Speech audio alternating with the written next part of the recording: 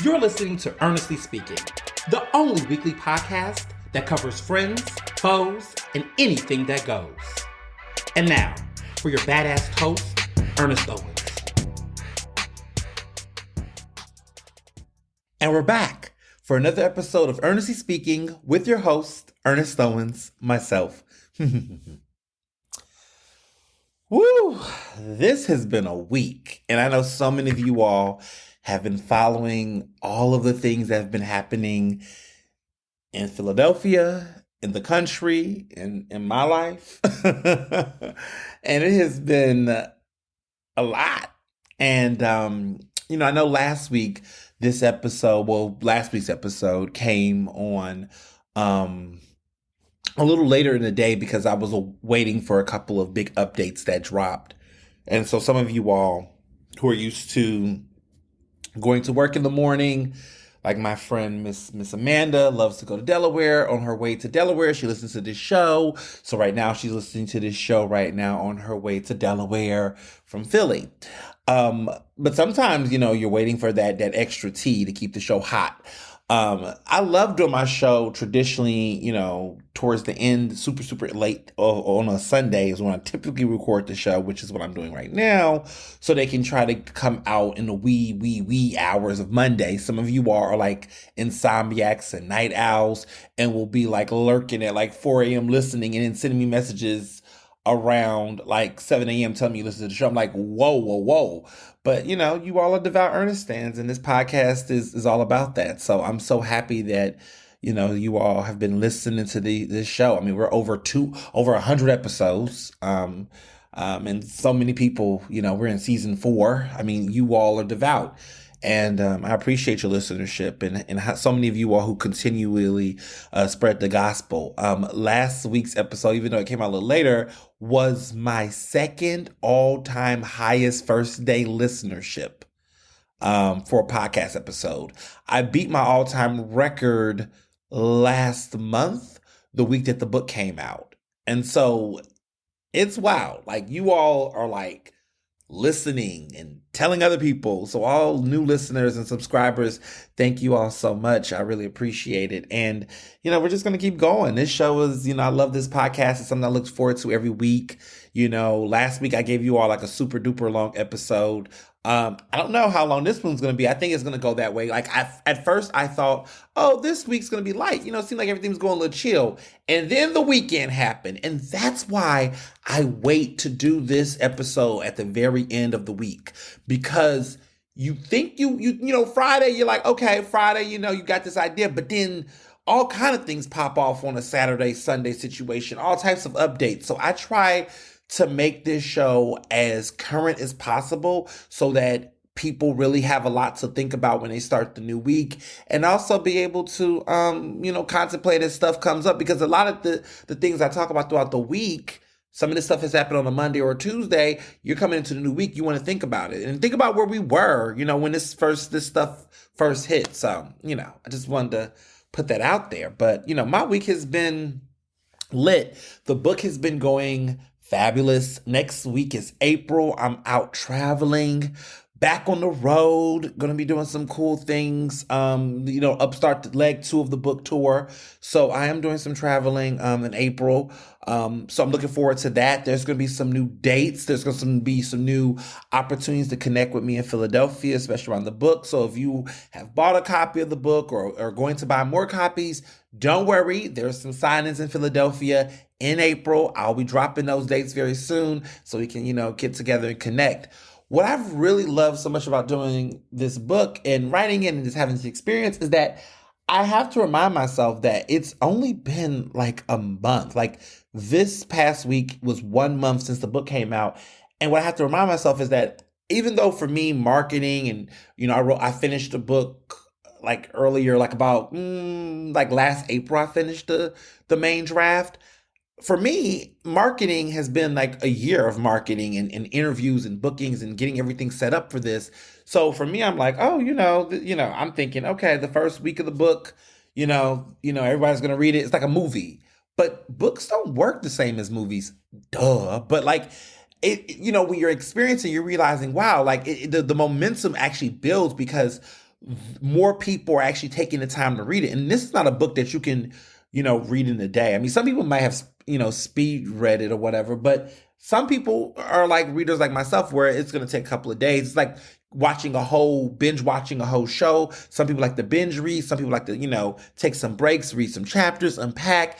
And so now I'm starting to get the residual reactions from people who have finally finished the book, who got the book, of course, February 21st. And, they bought the book, but they never had time to open it. And now people are like starting to read the book and finish up on the book or be halfway done. And they're starting to tell me their different thoughts about it. And, having ideas about ways to do gatherings, book clubs.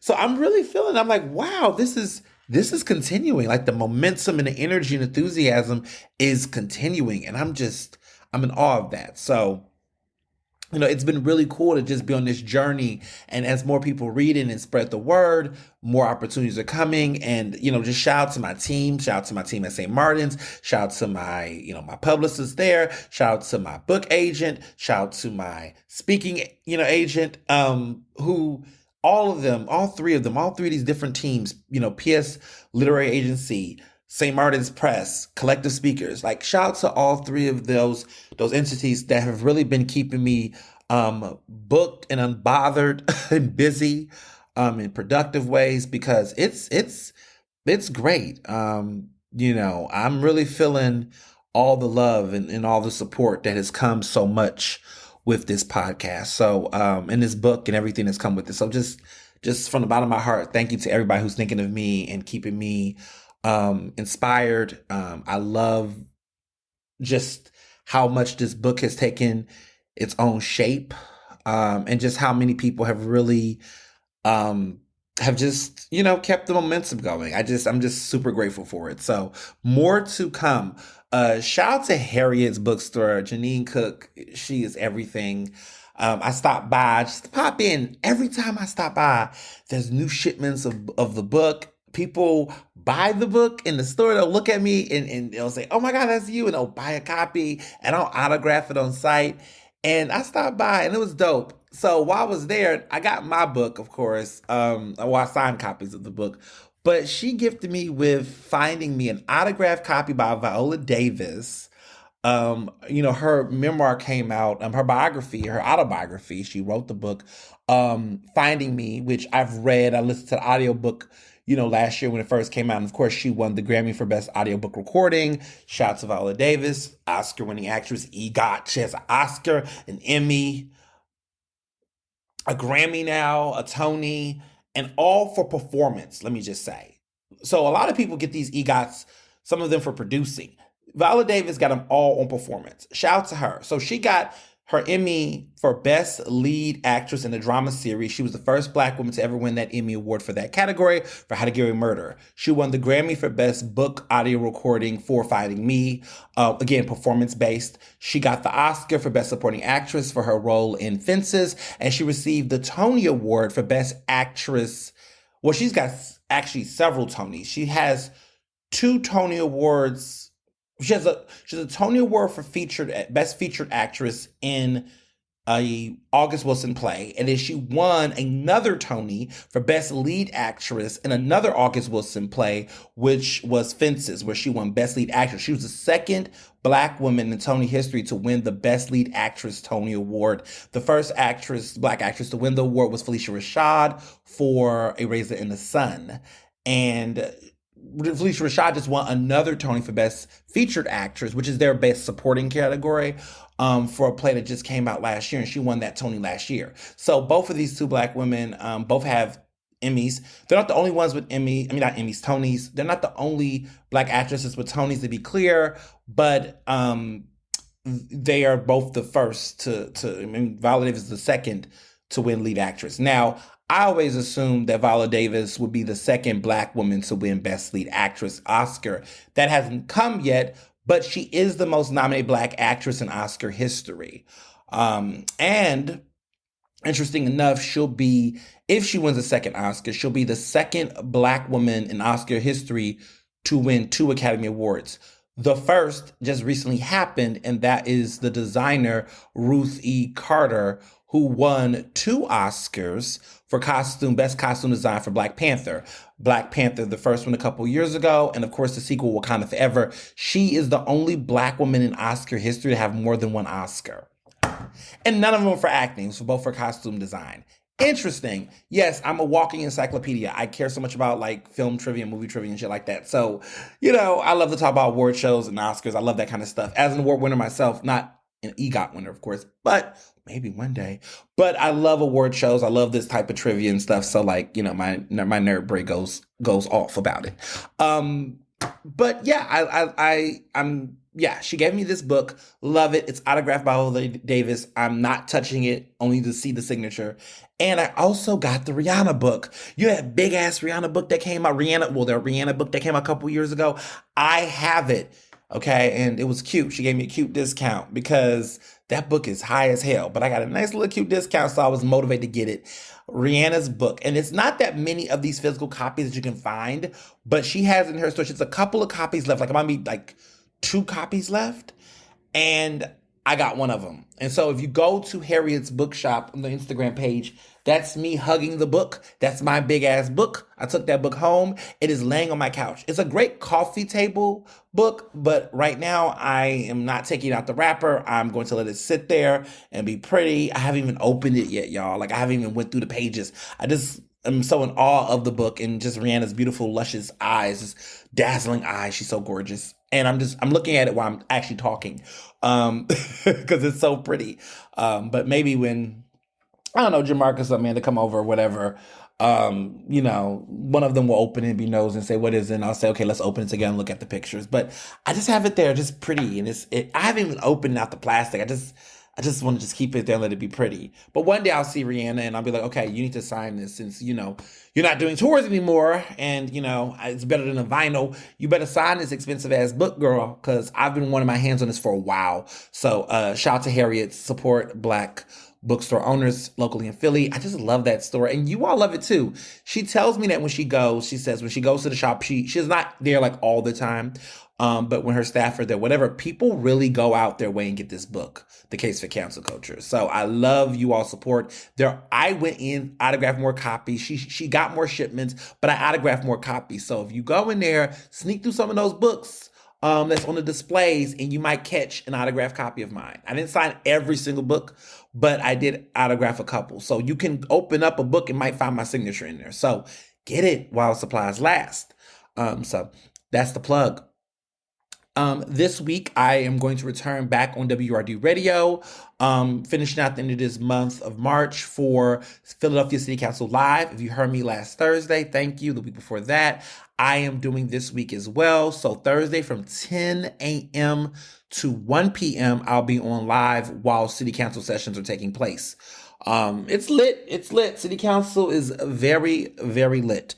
So I was definitely in the building. The last Thursday, a lot was going on. Commissioners, all the prison commissioner, I think last name is Lynch, the police commissioner Daniel Outlaw, and the sheriff Rochelle Bilal. They were all there being honored during Women's History Month. I want to be quiet.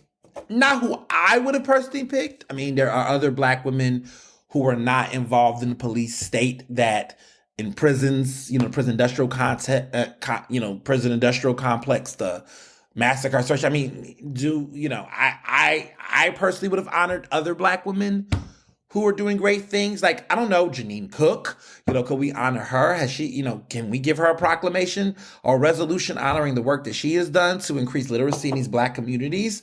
I mean, there's other people that we could have honored in Philadelphia. I mean, I know Kira Bradford Gray probably has a couple of them already, but can we honor people like her in her service and the work that she's doing for criminal justice reform in Philadelphia? I'm just saying there are other Black women that deserve to be honored, and for their work. And for Women's History Month, there's just other people that could be honored. And sometimes I feel like the city, not me, because it's not we, because it's not me who would have done it. But, there are other people that could be honored. That's not people that are involved in mass incarceration. Just my opinion. But they honored her, them, and I think it's interesting covering city council during a mayoral city council election cycle, highly political, and it's interesting because a lot of these decisions I feel like are getting made not based on actual like merit, but a lot of this is made on optics. People throw political jabs, say a couple of things. It's all politics, and I get it because I cover politics, but sometimes it's just like the wackest aspect of politics. It's not like policy change or things that are going to make a loud difference. So that's where I'm at about it. That's how I feel about it. So yeah, I'll be back on Thursday to see what goes down. The budget hearings are coming up. Lots of big conversation about the budget this year. Police budget is still increasing, even though they're not doing enough. But yeah, that's happening as well. So, stay tuned. Things that I did this week, I had a lot of fun this weekend. So I went to the Flyers game. You all saw me out there, box seats. Shout out to the Wells Fargo Center and the great staff that worked to make that happen. I was with the Philadelphia Association of Black Journalists, which I'm the proud president of. Our members and friends and family joined us over the weekend to see the Flyers go against the Detroit Red Wings. Philly won. Go Gritty. Go Flyers. People think, listen, that was the first time I've ever did like a box seat experience for a hockey game. But it was lit. Hockey games are fun live. I feel like baseball is better live too, but maybe I don't know. But I just feel like certain games, are lit live. I think, it was Saturday. It was a Saturday afternoon. It was dope. We was in the box seats. The drinks was popping. I like the Wells Fargo Center. Better than this Philly 76 arena thing that's trying to happen. But we're going to talk about that a little bit because we got a lot to talk about when it comes to that. But I'm just going to throw that I'm going to say what I had to say there. But we got more to say about what went down in the DM on the Twitter, because there was a lot going on about this 76 situation. And don't think, you saw the title of this podcast, this title of this episode. We're talking all about it. But I just wanted to say that the Wells Fargo Center definitely got some major renovations. Looks really good. They got new locker rooms. The tequila bar situation. I'm not even a tequila girl, but they had a tequila section, and they have a blood orange margarita, and I got it with Patron. I don't know what type of stuff they got going on, but that shit was lit. It was incredible. I was feeling it. It's a beautiful stadium. They definitely did some upgrades. I had the whole premium experience. So I had my husband, Mr. Johnson, came. My besties, PABJ, we all got this VIP entrance. We got the premium entrance, the entrance through the front. And it was funny because when we came in, saw our names at the front, they were like VIP. And they said that, I was like, oh snap, this is lit. But we had a good time. Box situation is dope. We had a whole tour of the center. I was impressed. I said, not bad. I haven't been in the Wells Fargo in a minute. Because of the pandemic, I haven't really gone out to any major stadiums. Future performed on Friday night. I wish I would have knew. Okay, I was gonna make a joke, say, wish I knew, but I don't like that guy anymore. Anti-black. But I really, I was like, oh, okay, this is lit. It was a very good time. Really was impressed. Good time, good vibes. I stepped in and out between the box seat to the floor. We had a really good view of the game. Philly again, like I said, won. It was a good time. I really had a good time and definitely would do it again. Hockey is fun. I wanted to see a fight because I hear that normally a fight will break out at a hockey game. And so I was like, oh, I want to see a fight. But there was no fighting. So, it was civil. But, it was a good game. It was fun. And the crowds, the people were into these sports. I didn't know how deep it was, but like it was a little rainy, but people came out in those jerseys. Like people are really into these games. Like people were dressed down, honey. I was like, wow, people really like hockey. It wasn't that many black people, but it was definitely, we were the blackest group, but we was in the box. So it was cute. We had a little vibe. But it was definitely a fun time. Everybody was very nice and respectful. The bars were definitely lit. There was so many cool, impressive things. They had the little Federal Donuts, little Shake Shack for the folks who partake in that. There was some upscale Garza's little sections and some little booths and some things. I was impressed. There's something for everybody at the Wells Fargo Center at these spaces. Like there's something for everybody. If you have a little bit of an elevated taste, you don't really want to have the concession stuff. There's a mix, and so I love that about it. I was like, okay, I could. Like there's more going down at a game than a game. And now some of you all who listen to this podcast are like, oh my goodness, Ernest, you didn't know that? I'm like, listen, I don't, this is, listen, I'm getting into it. I'm out here in these streets.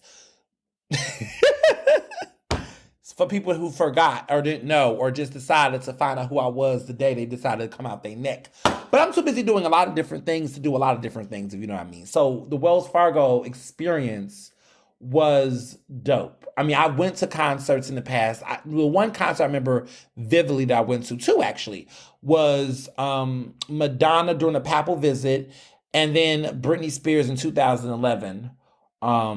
But a lot of the shows I go to are super big, like the Lincoln. They at the Link. Like I'm seeing Beyonce this summer at, Renaissance, okay? That's at the Link. So a lot of the big shows were big stars. Taylor Swift is at the Link, But, I ain't sleeping on no Wells Fargo. She's cute. It's cute. And honestly, the way that they're expanding and doing their thing, I mean, I don't understand why, we got to go to Chinatown and just disrupt a community that's already been fighting and dealing with, displacement. Why we just can't have what we have? But I'm going to get to that later in the podcast. I just don't understand why people are just doing dumb things. So yeah, went to a play that night, at the Arden Theater Company. Of course, I love the Arden. They are now showing a show called an August Wilson play. August Wilson, man, the late great August Wilson, Radio Golf, which was his last play, a part of his whole trilogy, not trilogy, but his series that he did. He's iconic. Oh my God, he's an iconic player. If you do not know who August Wilson is, please research him, look him up. He's written classics like The Piano Lesson. He's written Fences, which is one of the greatest plays, Pulitzer Prize winning plays of all time. Radio Golf, which was also an iconic play. So many great shows. He's worked with Viola Davis. Viola Davis played in some of his shows. Denzel Washington was in Fences, not the original Fences, but James Earl Jones was in that. He's had a lot of incredible Black actors who have been in his shows. He's, of course, he's passed away a couple years ago, but he's an incredible actor, playwright, theater genius and whiz, and has done a lot of incredible work. So August Wilson is great. So Radio Golf, which is, oh my God, timely, because August Wilson was inspired by Pittsburgh. That's where he's from. And so this play is set in Pittsburgh, and I don't want to give it away, but you should definitely go get tickets. Tickets are pretty affordable. Arden Theater does not charge like, I don't know the biggest theater. Like it's a nice theater, it's a nice size. I find all the shows they've been doing lately have been very diverse, very vibrant, some experimental. Because I saw Into the Woods a couple of months ago, a very experimental version of Into the Woods, but very good nonetheless. But this was great. I mean, the energy, the pace, the acting.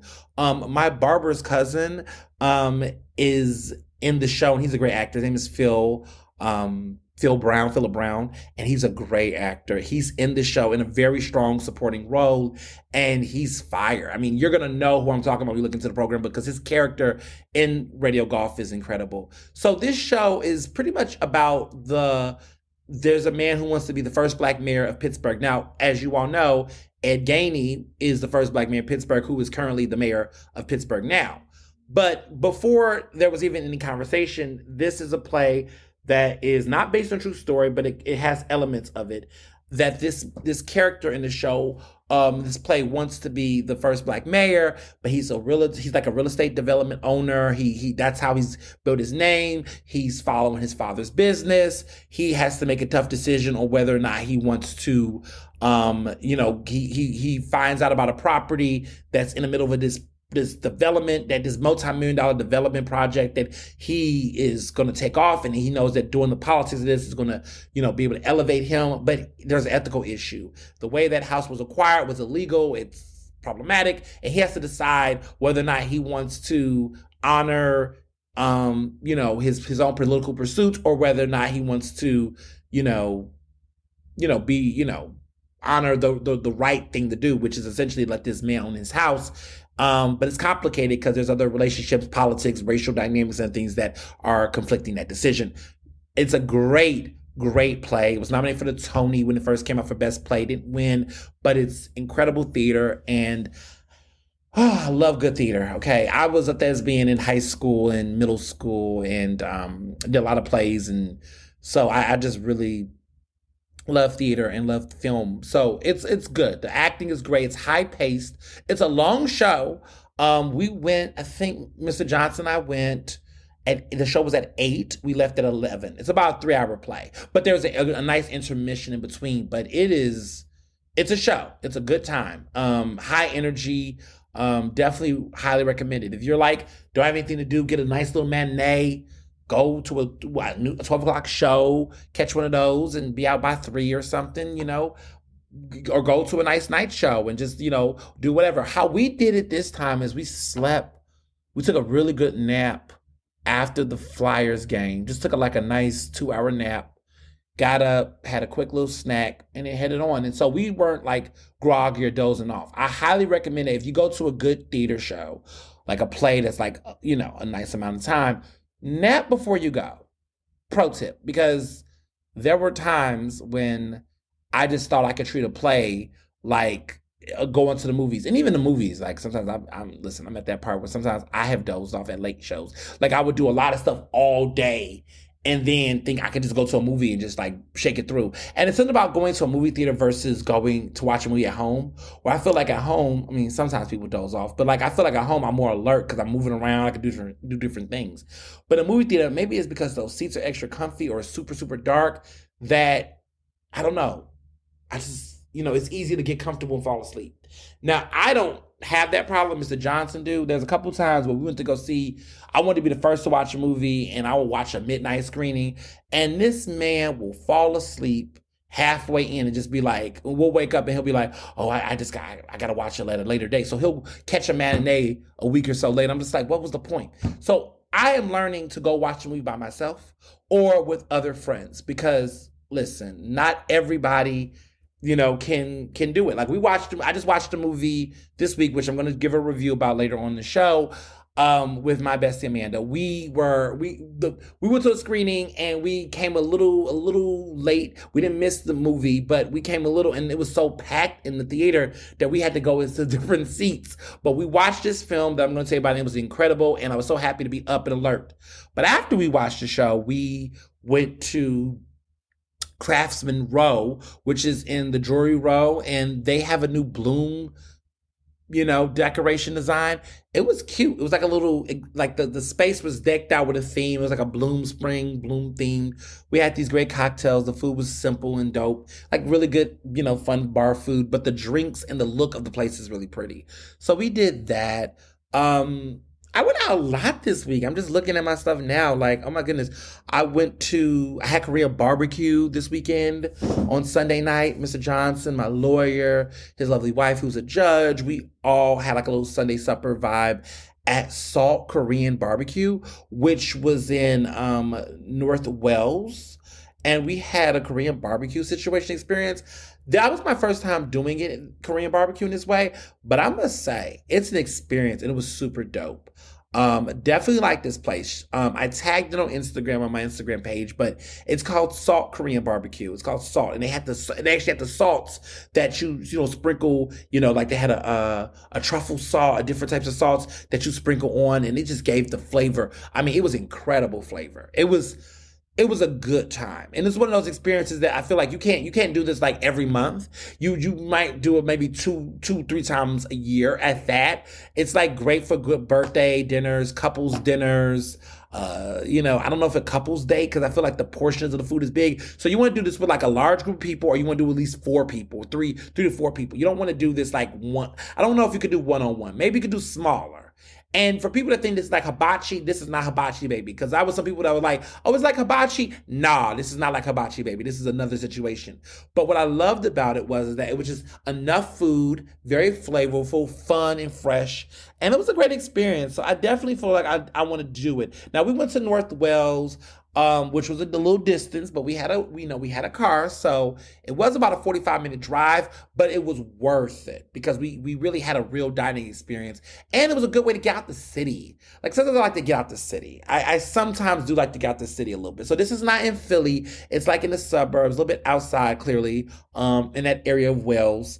I know there's Kim's Barbecue, which everyone talks about Kim's Korean barbecue spot. So the difference between the two is, I mean, I think both of them taste great. I think that this place, Salt, I think it's top tier, baby. I think the food was incredible. I felt like it was clean. It was dope. Kim's Kim's is like in northeast, not northeast, West Oak Lane, East Oak Lane. I think East Oak Lane. I think it's on East Oak Lane. It's in that area, like North Fifth or whatever. Kim's the food is good and people like it and it's great. It's highly ranked on Philly Mag's best restaurant list. A lot of people love it, but it's not the same type of like um Kim's, I mean Salt's Korean barbecue space is like a little bit more I want to say this right, a little bit more formal, a little bit more just more,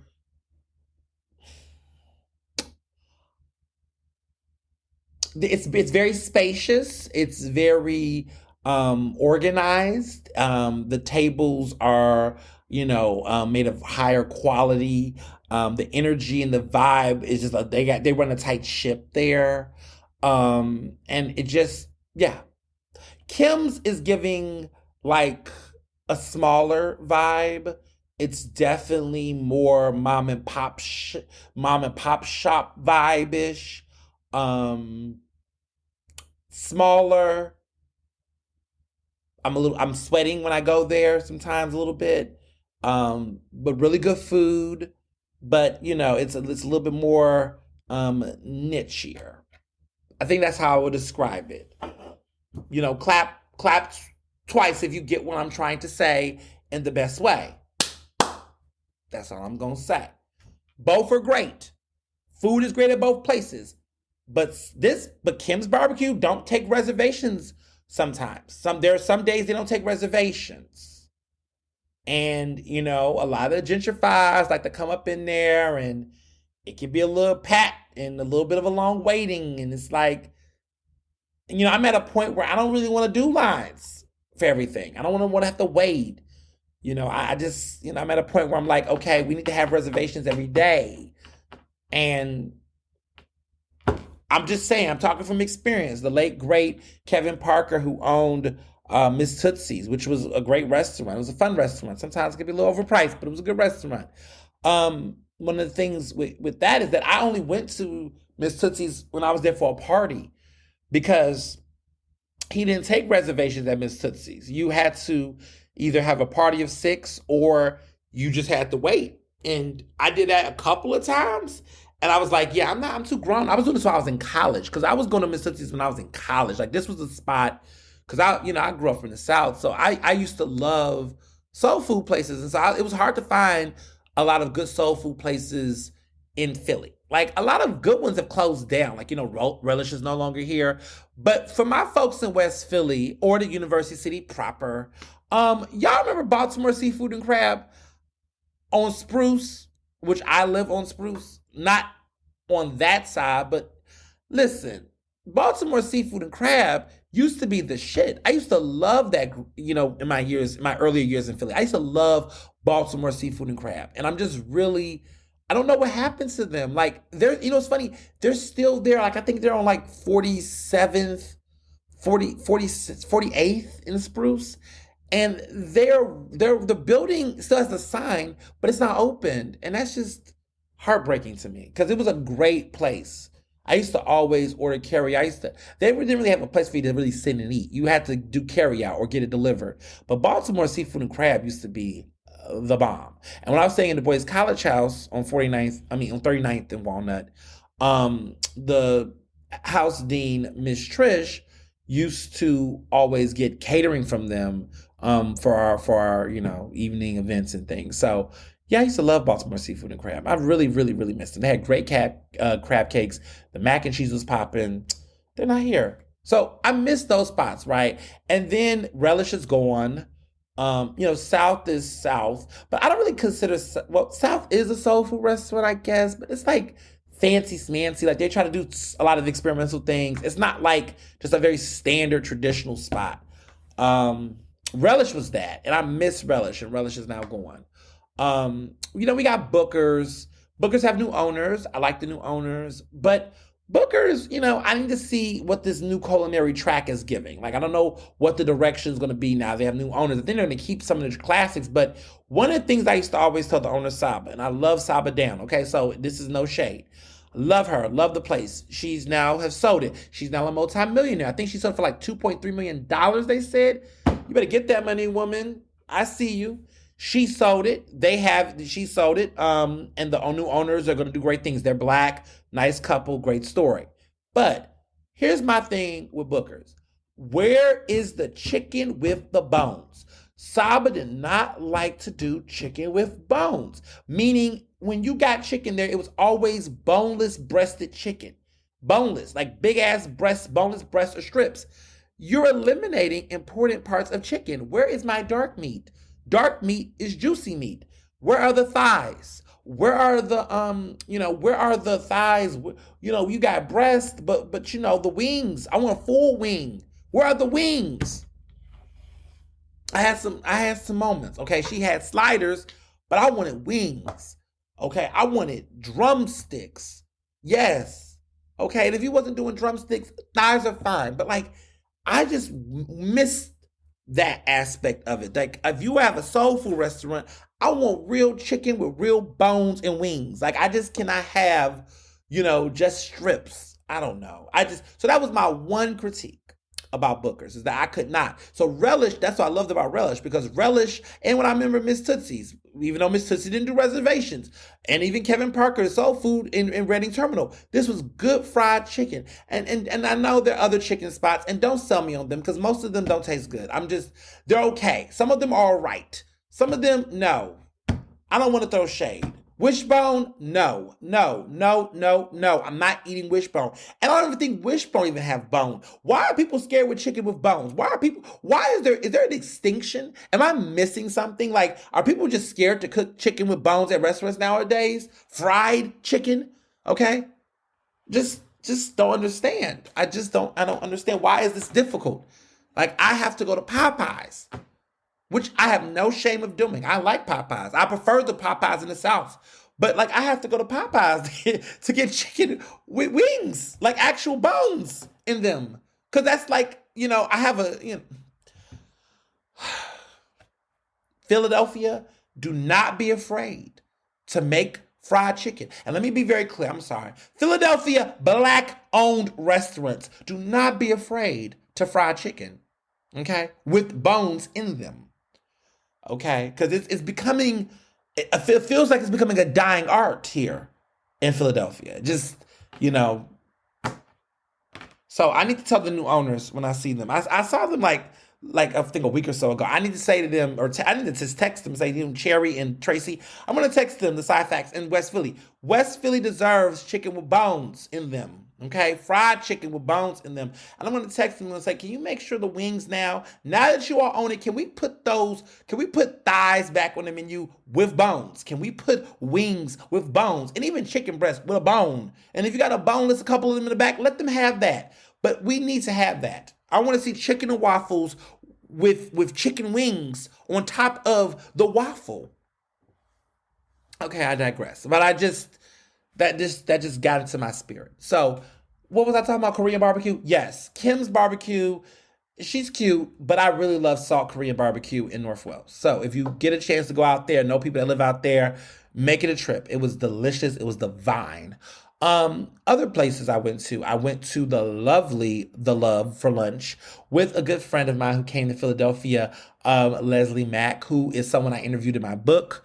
So if you've been reading Case of Council Culture, Leslie Mack should not be a person of scratching your head of like, who is that? It should not be someone different. She's incredible. She's a community organizer. She does a lot of great work around digital advocacy and activism. Great woman. Great soul. We had a really, really great lunch and caught up and I think we was there for like 3 hours just catching up on everything that's been going on in the world. And she's here. She was here in town this weekend because there's a group called Goose that's been taking off. And she was telling me all about Goose, and they're still like an interesting band. I mean, they're doing some great music, and they were at the Met this weekend. So she's a super fan, and so she was there following Goose. So if you haven't heard of them, I guess check them out. Other things that's been going on. So I've been Big Brother this week. So I took my brother to the Flyers game. Of course, he was there. And I got him a passport this weekend. So that was fun. First of all, let me just say this: passport prices have went up. At least it's been a while. I haven't had a passport in I mean, I just got mine renewed like last year, but I didn't really pay attention to the price. I just felt like, oh, renewal. But like, is it just me or these passports are going up? So I got him a passport and a passport card. He's 20. I'm like, look, you're going to have it till you're 30. You're going to travel in your 20s, enjoy your life, live your best life. So I'm very proud of myself because I did tell him that I was going to give him a passport when he got to that age. And he was like, okay, I went to Puerto Rico for spring break. Next spring break, I might do something for my 21st next year. And I'm like, oh, you might do that. You're right. Let me go ahead and get this now when you don't need it immediately. Before we need to be more proactive. So in my family, we're trying to be more proactive, like not waiting for things the last minute. Like, okay, if we could get it now, let's get it now. So now I'm getting that. I'm going to get him a pre-check, which let me just tell anybody who's listening to this podcast right now, if you travel more than one time a year in the United States of America or domestically or internationally, I need you all to invest in getting pre-check. Okay? All of you all. Pre-check, if you don't know what it is a way that, number one, expedites your traveling experience when you go to the airport. So you know how some of you all who do not have pre-check, you know how you go to the airport and they tell you to go one way and it says crowded, long ass line, and you see a couple of cool, badass people go to a smaller line that's very easy and simple and they have to take off their shoes and shit and they just go right through. That's called pre-check. And you know that you can get that for 5 years at the cost of only $80. I think it only costs like less than $100. And you only have to pay it one time, and then once it expires in 5 years, you have to renew. And again, it's around about $80 or whatever, maybe less, but under $100. And you get to go through a special line where you just show them the information because you'll be given once you go through the system. I'm going to break this down because I want you all to take advantage of this because pre-check is important. And because I want to help some people with TSA because the TSA is no joke. So go to www.tsa.gov.gov. Okay, it is through the government. TSA pre-check is basically TSA, Transportation Security Administration. You can have ease, okay, traveling through pre-check, okay? This is easy. There is no need to remove your shoes, your belts, your 311 liquids, your laptops, or light jackets. You don't have to take off your clothes, okay? You wait in the line for 5 minutes or less. You can bring your parents. Any children that is 12 years old or under can join with a parent and guardian with TSA pre-check and dedicated lanes. And you don't have to pay for those kids if they're 12 years or under. So you have to pay for your children if you get pre-check for those who have families. More than 200 airports and 85 airlines provide TSA pre-check, all of the major ones. You can apply online. The application is about 5 minutes. You can schedule an appointment with the enrollment center, which is where you go to get your fingerprints. You can enroll in person, which is a 10-minute experience that includes fingerprinting for a background check. And then after that, you'll get a known traveler number. And so you use that number. So you need to save it. Save it to Google Docs, save it like a social security number. You keep that known travel number and you then like basically whenever you apply and they ask you like what's your red dress, some of y'all may have a red dress number, but the actual known travel number is. You put that number in every time you reserve a flight or travel, and then it goes in the system. So then what happens is when you get your ticket, it's gonna say pre-check. And when your the flight assistant or whoever is at the airport, when you submit your luggage or whatever, they're gonna tell you to go to a special line, and you go straight through that line, and you go through in 5 minutes, and it's easy breezy, beautiful bad bitch, and you just make it on through.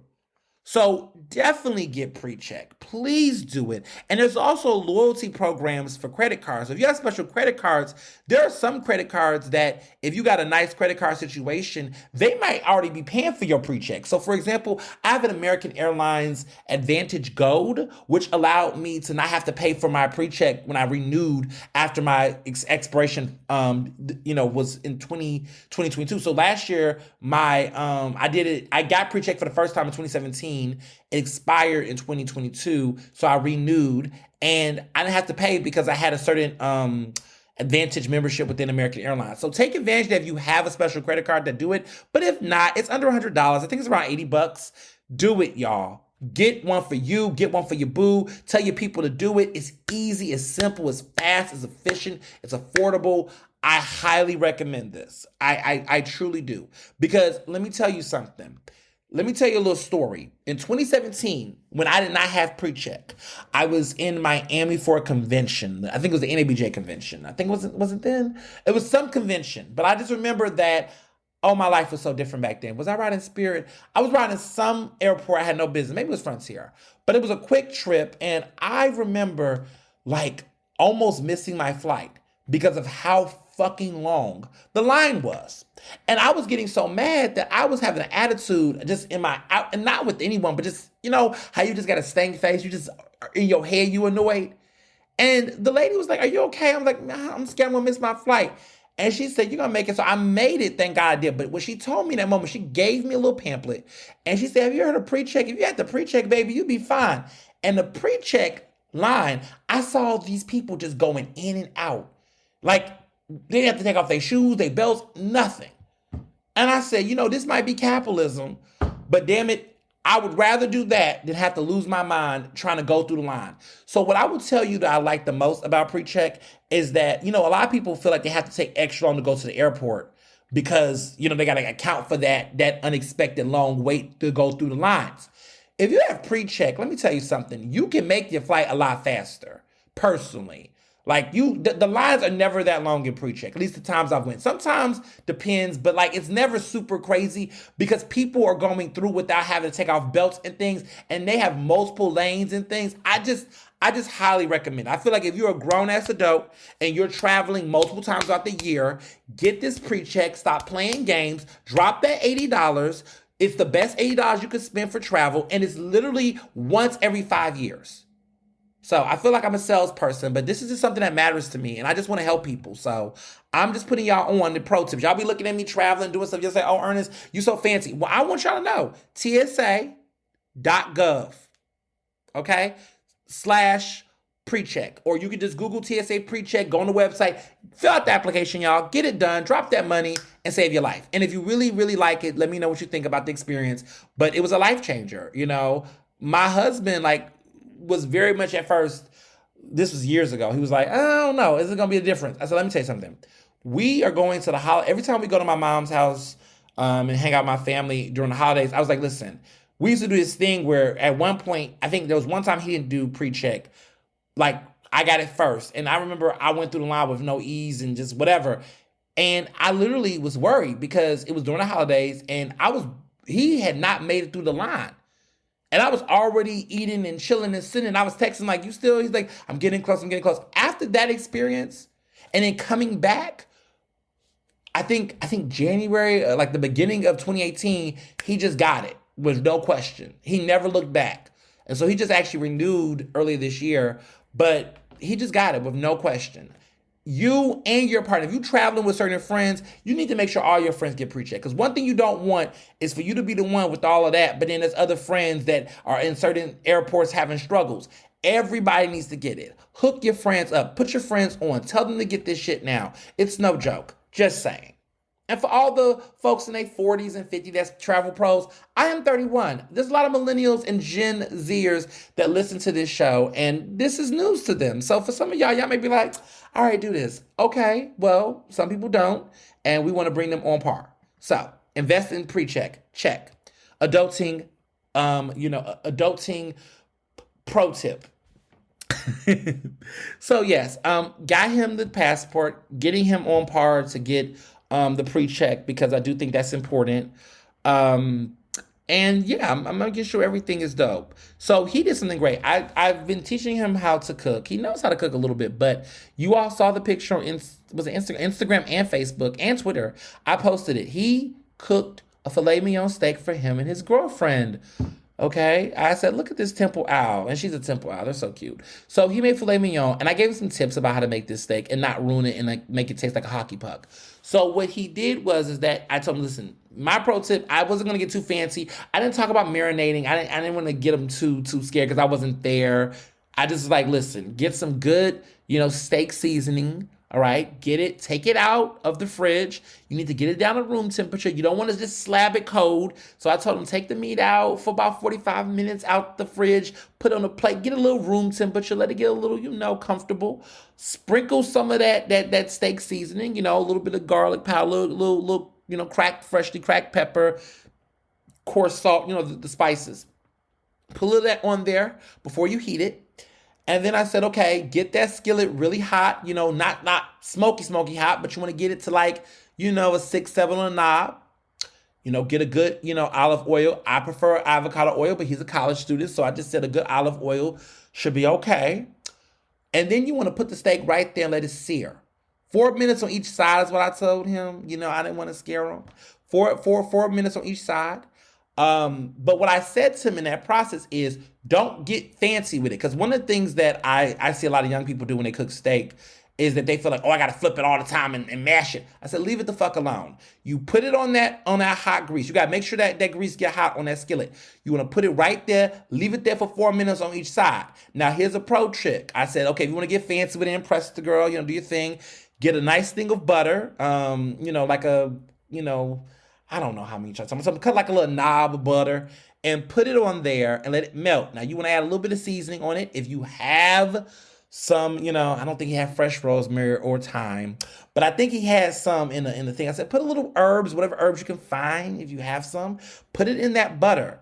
And if you have some garlic, fresh garlic, mash it. I think he had some fresh garlic. Mash it, put it with the butter. Now, you're going to get a spoon. And you're going to take that melted butter and you're going to splash it on top. And I told him just to do that on top of the uncooked side. Flip the steak over after 4 minutes, do the same thing. But don't just splash the butter on top. Don't smash the spoon. Don't hit the meat. Leave the meat alone. The meat gonna do what it's gonna do. And then after you're done, let it rest. Let me tell you something. This is not just for young people. If you're cooking and you're an adult, let your fucking meat rest. One of the things that I get annoyed when I see people cook is that they normally just fry the chicken or fry whatever, and people say cool it off, but it's really letting the food rest. Because when you cook a steak or anything like that, the internal heat's got to cook inside. And so you want to make sure that it's cooking internally inside. So you don't want to just cut it, because if you cut it, it's going to splatter and it's not fully cooked. It's not going to taste good. So you want to let it rest. So I said, let it rest for about a good 10 to 15 minutes, okay?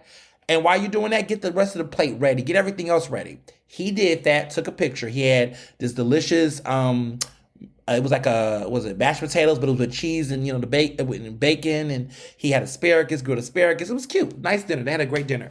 And it looked good. So I was like, okay, good start. So he did a good job. That was like his first little, cooking dinner day. He's cooking and things, loving it, feeling good about it, feel good for him. But yeah, I'm a big fan. So, maybe y'all got some cooking tips out of that. But yeah, outside of that, I've been, as you can see, I've been out here, a busybody, and doing some new stuff. I got my new skincare products from Kiehl's. Right now they have a friends and family deal, 25% off. So if you're a Kiehl's girl, go to the store, 25% off of everything in the store except for like new products. But if you're down, get it as soon as possible. I'm changing up my hair regimen. So some of y'all have been seeing my hair lately and it's been glowing or whatever. So you all know there was a black-owned hair product company that looks like it was turned over to a white company. I'm not even gonna name their name, but I was like, I need to find another black-owned hair product company. And I found Creole Essence. They've been around for a little bit, but this is a black Haitian couple, black woman who uses a lot of Haitian herbs and ingredients, and she has castor oil based products, stuff for the hair, shampoos, leave-ins, Creole. And I've been using it, and I have to say, I know this might look at me sounding corny. It's looking good, y'all. I'm really feeling it.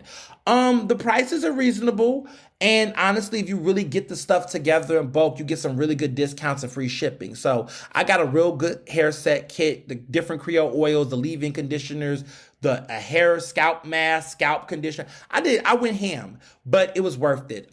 Really great products, really, really good for black hair.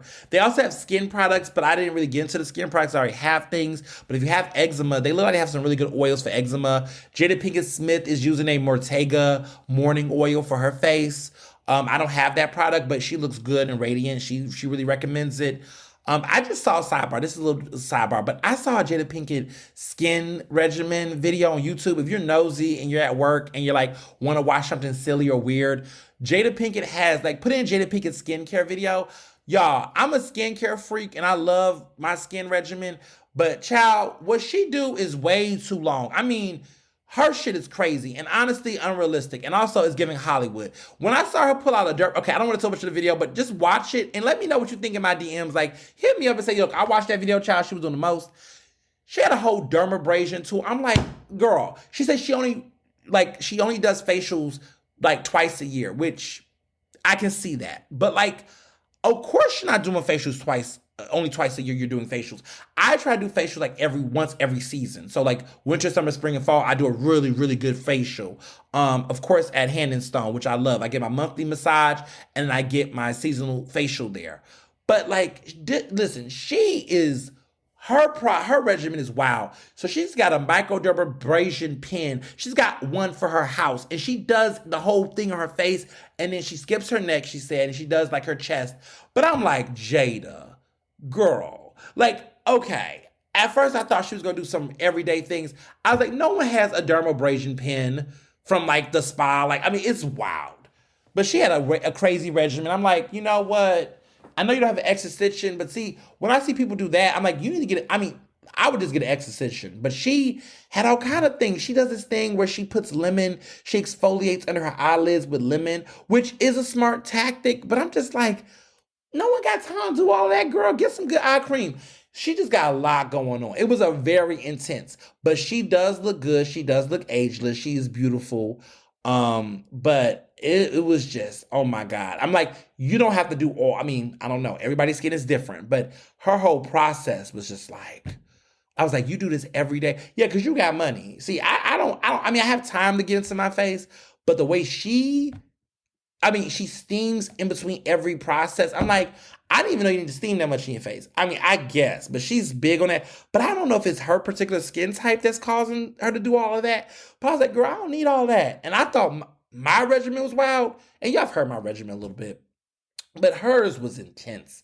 So if you're nosy, just put in Jada Pinkett Smith skincare regimen or whatever on YouTube and watch that video, and you're gonna be like, come on, girl. Like, I was trying to give her some grace, but it got a little wild on there. I mean, she's using a lot of products, but it's fascinating to watch if you're nosy. So Creole Essence, she has that Mortega oil, but I love Creole Essence.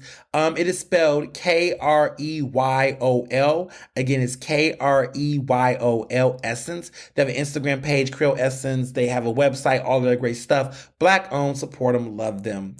And I have a new thing I love, and I'm going to crack it open because let me tell y'all something. Water bottles, we don't do that over here.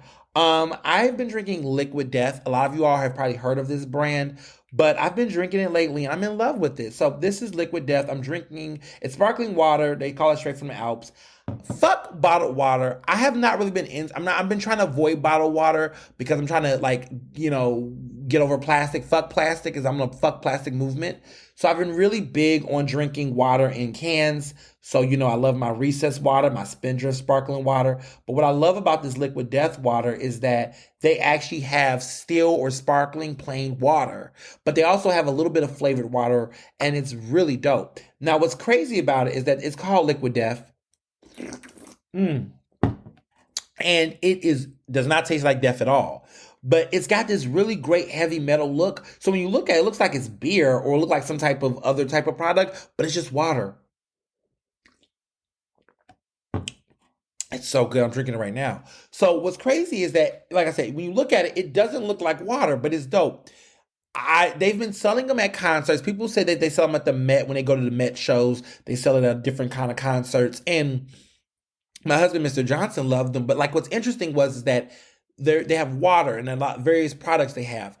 I think the goal was that for people who are trying to be sober or be into sobriety, apparently, they are trying to make it not look so out of, I guess, touch to have products. So they said, what if we designed water in these things to look like, beer products or things so it can feel common? Because a lot of times when people are sober, apparently, this is what I've heard from marketers, is that, when you in a freezer or cooler, it's nothing like seeing everybody with a thing of beer or something that looks like beer, and then you're the person standing out with the water bottle or whatnot. So they made these products to kind of resemble and look like a beer product or something, so that it can just make it more common or whatever. And so I'm thinking to myself, I'm having social events and there's people that want to be sober. I'm going to create like a little separate cooler that's going to have like, oh, Liquid Death, all these products, so that they could feel more inviting and welcoming and not feel like they're out of place with just a water bottle. I know this is a first world issue, and plus, fuck plastic again. But like, it might be a cool way to just normalize this type of world and this reality, and make it not feel so, different. But I like the idea and the concept. It is great. And I must say, it is some pretty good damn sparkling water. And I've been on the sparkling water kick because you all know I have been trying to be sober off of pop. Like, I try not to drink pop, or as you all say in Philly way, soda. So I try not to really drink like heavy soft drinks like that. I try to drink just, I've been on this sparkling water thing for a while. Like, if people who've gone to my house, it's always recesses in there. I love a recess, fringe riffs. Now there's gonna be Liquid Death in the fridge because I'm really feeling this right now. Shout out to Liquid Death. But yeah, it's great. And their slogan is "Murder Your Thirst." Before I get into the other drama, I must say that drinking this water in a can made me feel good because I was not able to drink any other kind of water, and I wasn't trying to drink any bottled water because we don't have that over here. So when the taps were acting a little weird, it was great to have some of this Liquid Death in a can in my fridge while people were out here hoarding and doing the most. But we'll get to that later in the episode. So let's get into what's been going on in the world. So for starters, Trump played in our face. I feel bamboozled. I'm pissed. I'm upset. He played with us. This arrest was a stunt. Stunt. Okay, Trump is the ultimate stunt queen, y'all. Last week, I was so hyped, right? I was like, oh, Alvin Bragg doing his thing. District Attorney in Manhattan, it's going down, DA. Oh, it did not go any fucking where. The big arrest of the century did not happen. It didn't happen. It just did not happen. And there's nothing for me to say. All this hype in the media, all this. Listen, I'm a journalist, I know. But let me be clear. I'm going to blame people. You know what I'm going to blame? Because I'm looking for a scapegoat this week. It is the cable news channels. Them goddamn. Okay, at this point, put a name on it or leave it on the playground. I am tired of this. Sources close to the Trump campaign say. It's bullshit. The sources are bullshit. The sources are either don't exist or they're like the wall. Like, who are the sources? I'm over it. I'm over sources say. I'm really over it. As a journalist, you're not hearing me say sources say. I'm not doing it. I'm going to find a name. And if I don't have a name, I'm going to tell you directly a position or something. I got to give you something. I can't do the sources say anymore. Because all these sources that said this and said that, they were clearly lying. Okay? Nothing happened. And it could be 1,000 reasons why. There was a speculation there was a bomb threat related to another lawsuit involving Trump, and they found out it wasn't true. Forbes, I think, had reported that early this week. There was a lot of speculation. But at the end of the fucking day, that man is not arrested. Trump, yes, he said it. But are we going to keep believing anything Trump says? I'm at a point where I need to stop. But that's the source. Is Trump the source? Because Trump basically grifted that. Campaigns, okay? Tons of money for his campaign. He got people shook, okay? Rallies. He out here in Waco. But y'all over here still doing rallies. Ain't been arrested. Not one time. He's still out here traveling. Talking about DAs and interviews and shit. Man, I'm over it. I'm not talking about this until it actually happens. No more anticipation. No more nothing. And it was all these people on Twitter, all those people like, oh, this is going to be the big day. Tuesday's the big day. We're going to get our popcorn ready. Man, I'm over this shit. I'm over it.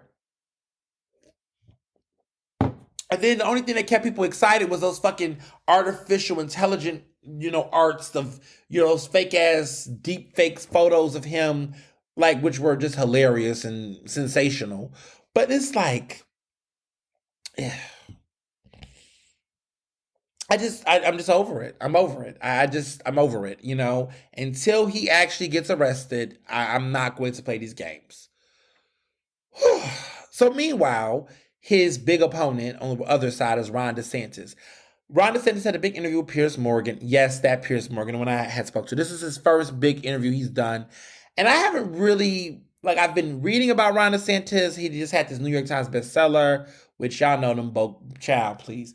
He had a book that just came out, and I hadn't really paid attention to him, like, and actually have seen a full-fledged, long Ron DeSantis interview. So I watched this like nearly 1 hour interview he did with Piers Morgan on YouTube, and I watched the interview, and Ron DeSantis, he's boring. There's been a lot of conversation about how he lacks charisma. He's a very boring guy. I don't get presidential energy from him whatsoever. I get more vice presidential energy. I don't know why I'm saying. I'm just going to put that out there. He just feels like a vice presidential candidate to me. Like a Paul Ryan type of guy. When Paul Ryan was Mitt Romney's, VP in 2012. I get vice presidential nominee vibes. I don't get presidential from him, for what it's worth. I don't know if Trump will crack a deal or they'll work together, but I don't get presidential vibes from Ron DeSantis. And I also find him very boring, very nerdy. He went to Harvard, but yet they always talk about the coastal elites, but his ass was in Harvard. He's very simple-minded, he's very basic, and I mean, I'm not talking about him. My observations on Ron DeSantis has nothing to do with my personal politics. I will never in a million years vote for Ron DeSantis, never will support him. I don't support him. I don't support the Republicans. But I'm just talking on a very, I don't like to use the word objective, but, I'm looking at him on a very, just basing on optics alone. Very, soft-spoken.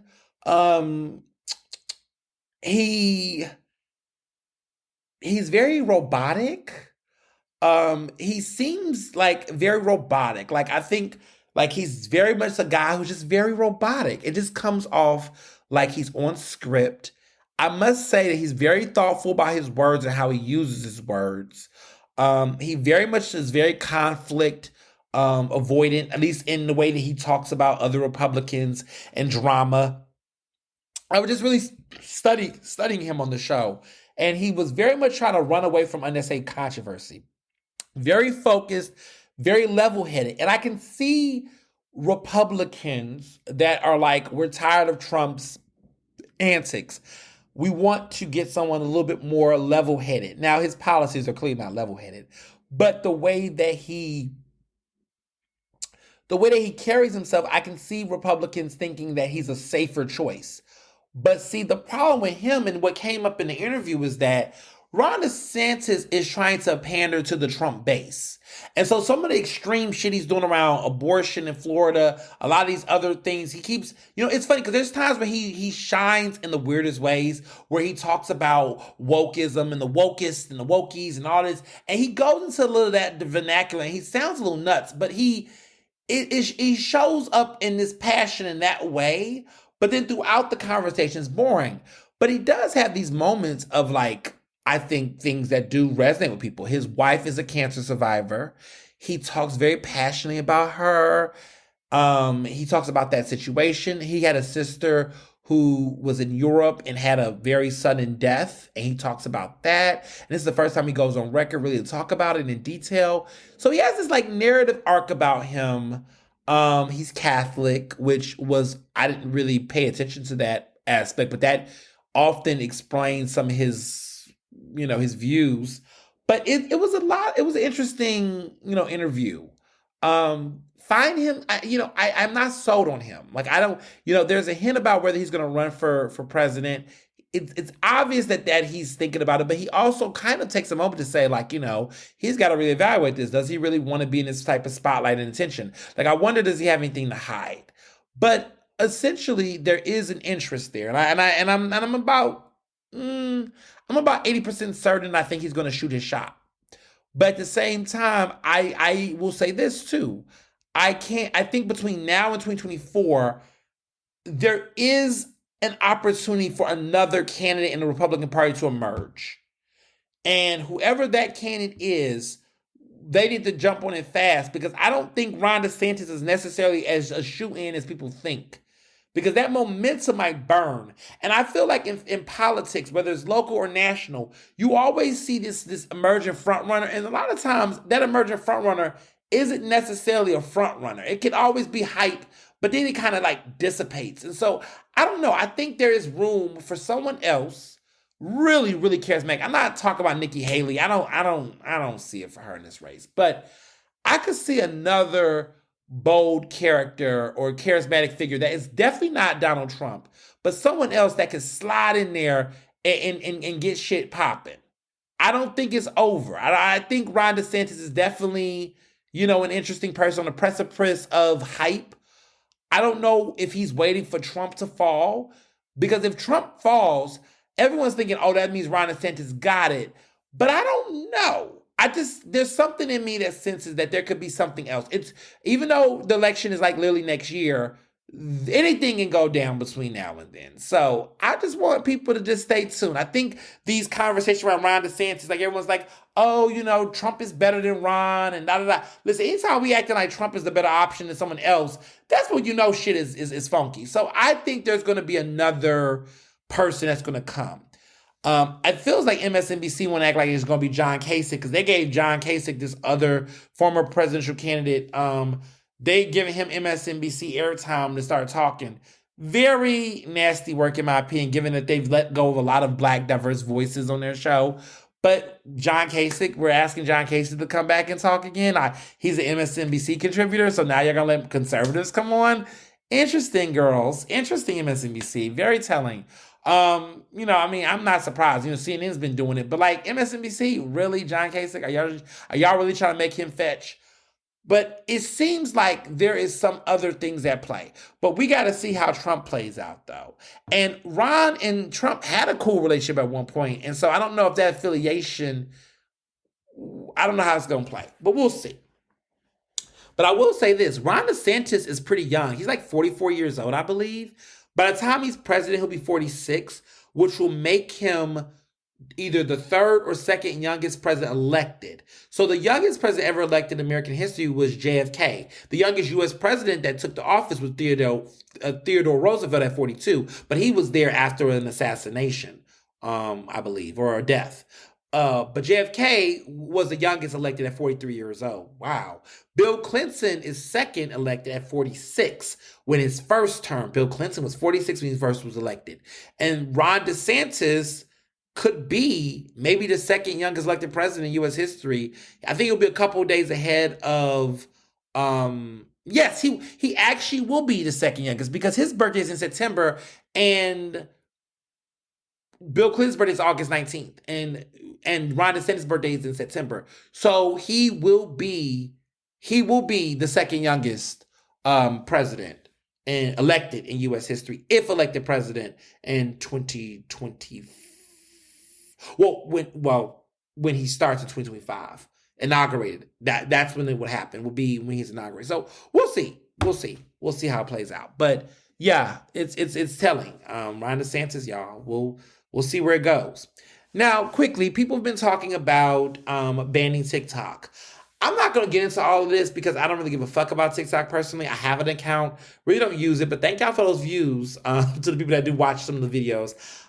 There's been conversations in Congress about, China and security risks and all these different things. And, whether or not TikTok should be banned or whatnot. I don't know if they're going to actually do it, but what I will say is I wouldn't mind it. I'm not going to hold you. I would not mind banning TikTok. I'm just going to put it out there. I don't care. I just think that it's I don't know. I just don't. I really don't care. I don't. I just feel like TikTok, just if there is a risk, then TikTok would be having all the data, because it's just too much going on in these algorithms. I just think that it's just mass distraction. I know there's other social media things out there, but I mean, to be honest, y'all need to just really wake up about China. Everybody think China. Everybody's like, oh, they're hyping up China. Nah. I just think that for them to have that much people's privacy potentially and data, it's scary. And I'm saying this while I have a fucking TikTok account. So I'm like, ah. But like, no, honestly, I just think if they want to take it.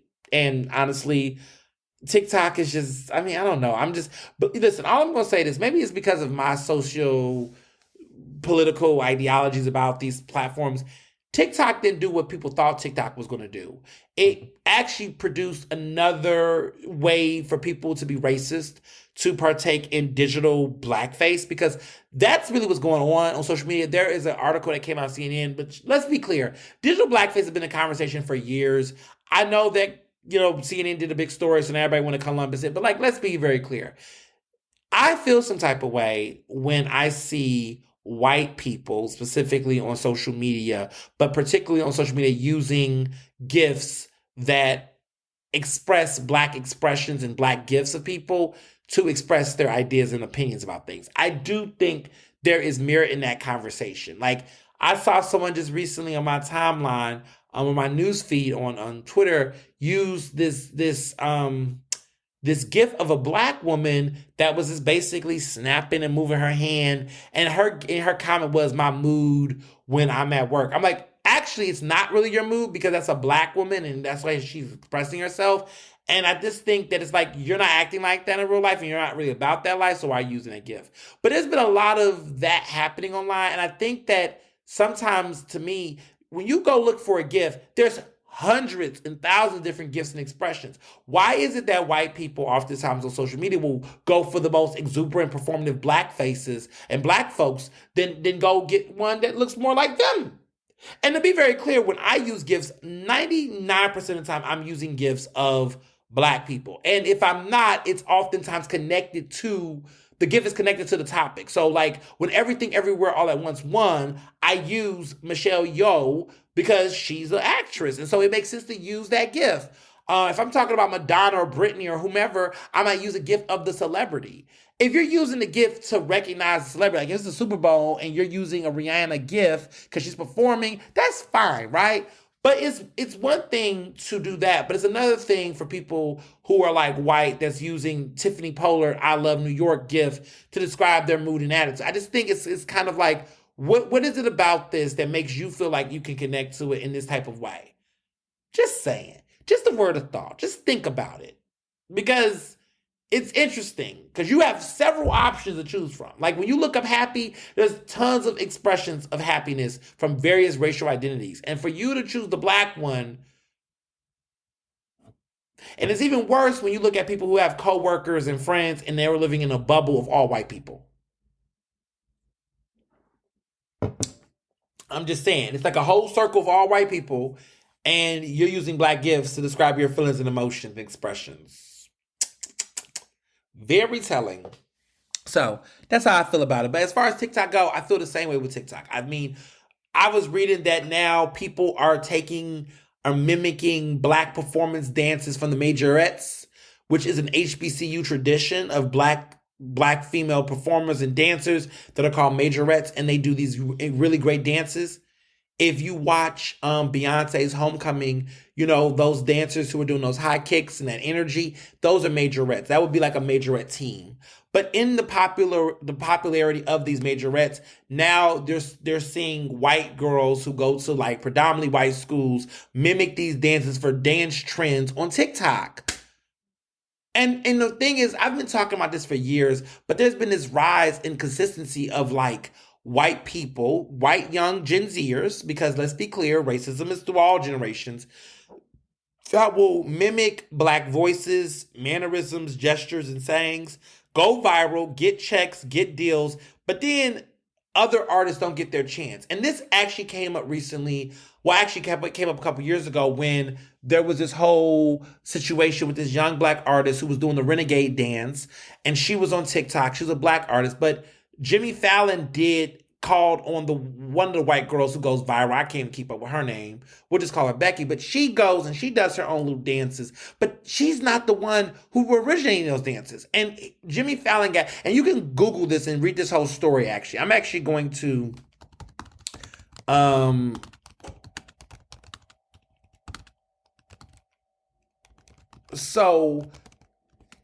yes. So basically this happened in 2021 where Jimmy Fallon had to address this controversy over a recent segment of his show, which he was the host of The Tonight Show. He had this TikTok star. Her name was Addison Rae.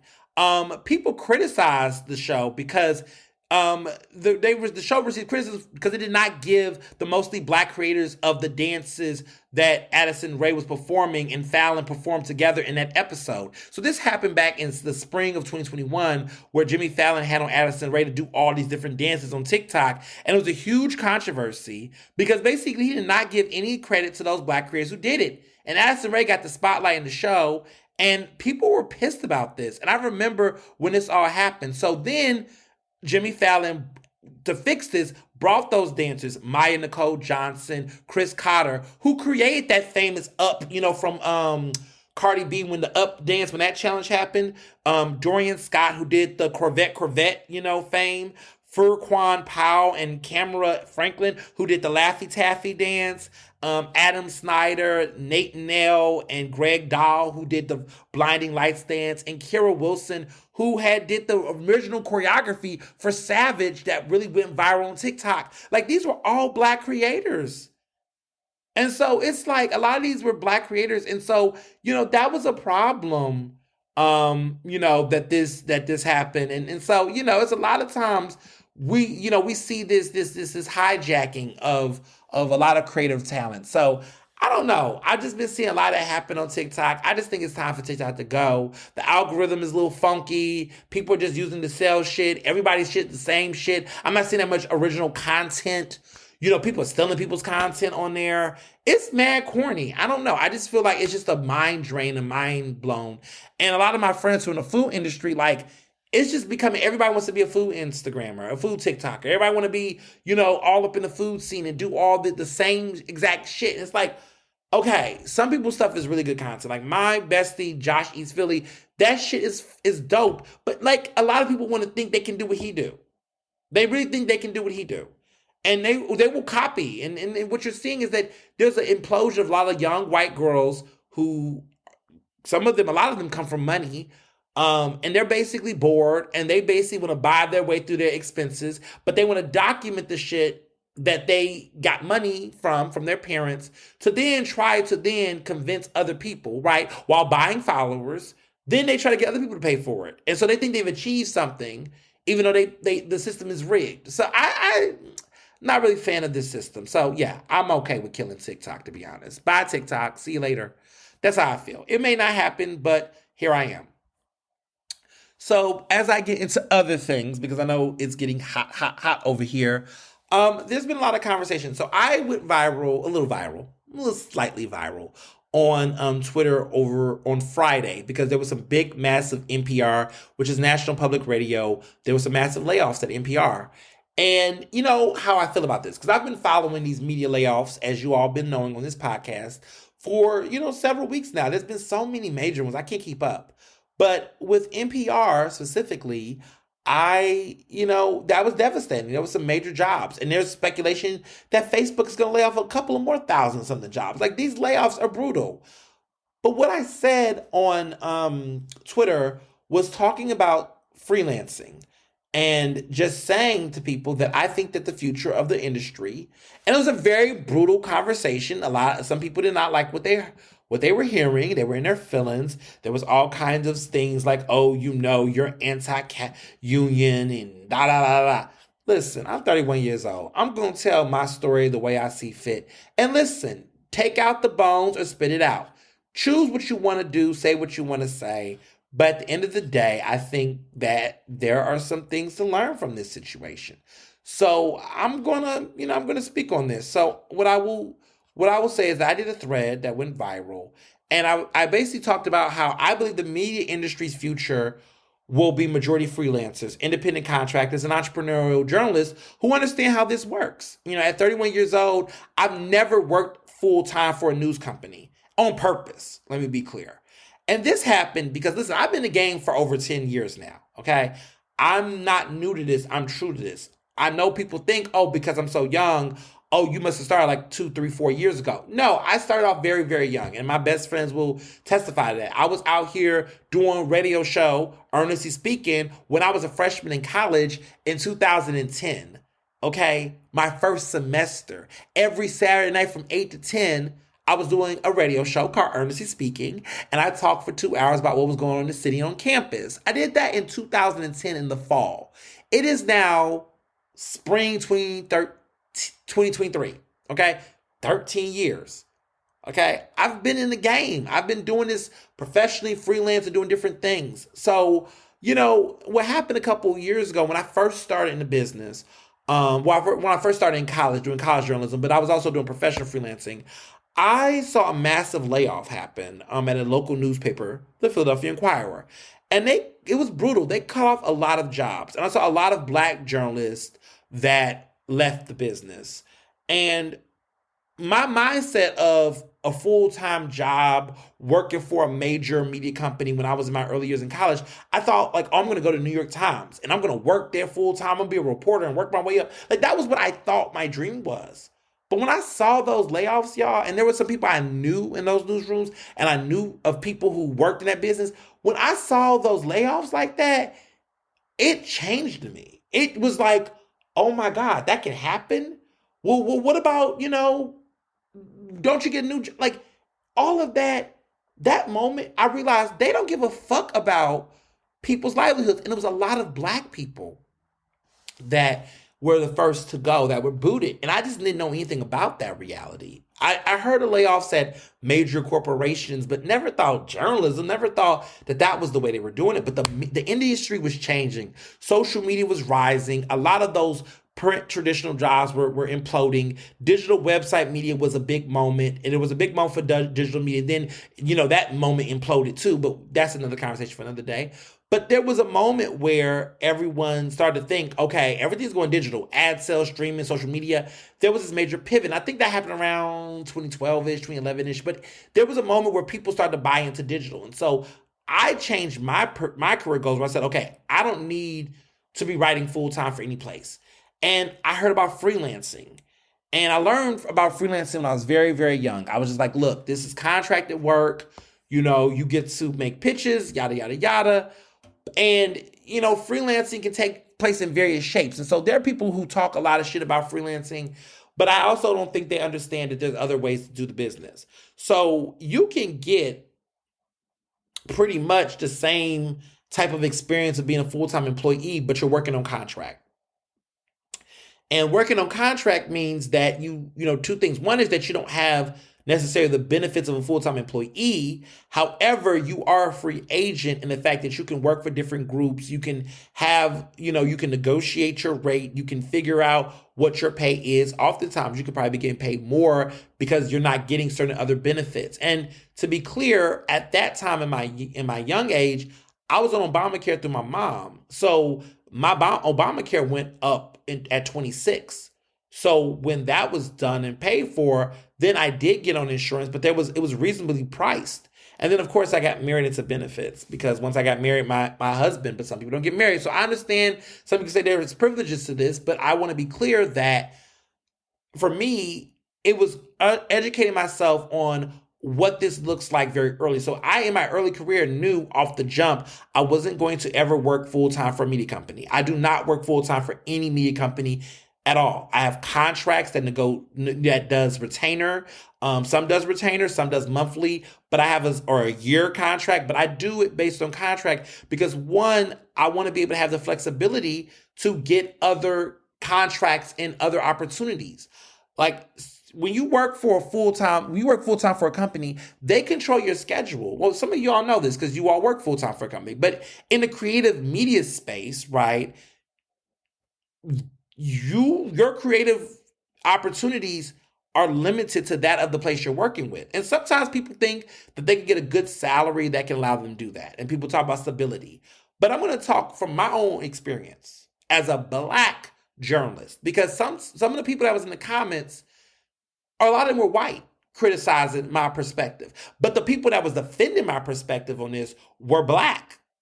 And there's something to be said about this industry because people listen to my podcast. One of my mentees was listening to the podcast, last week and was saying that I was talking about elitism.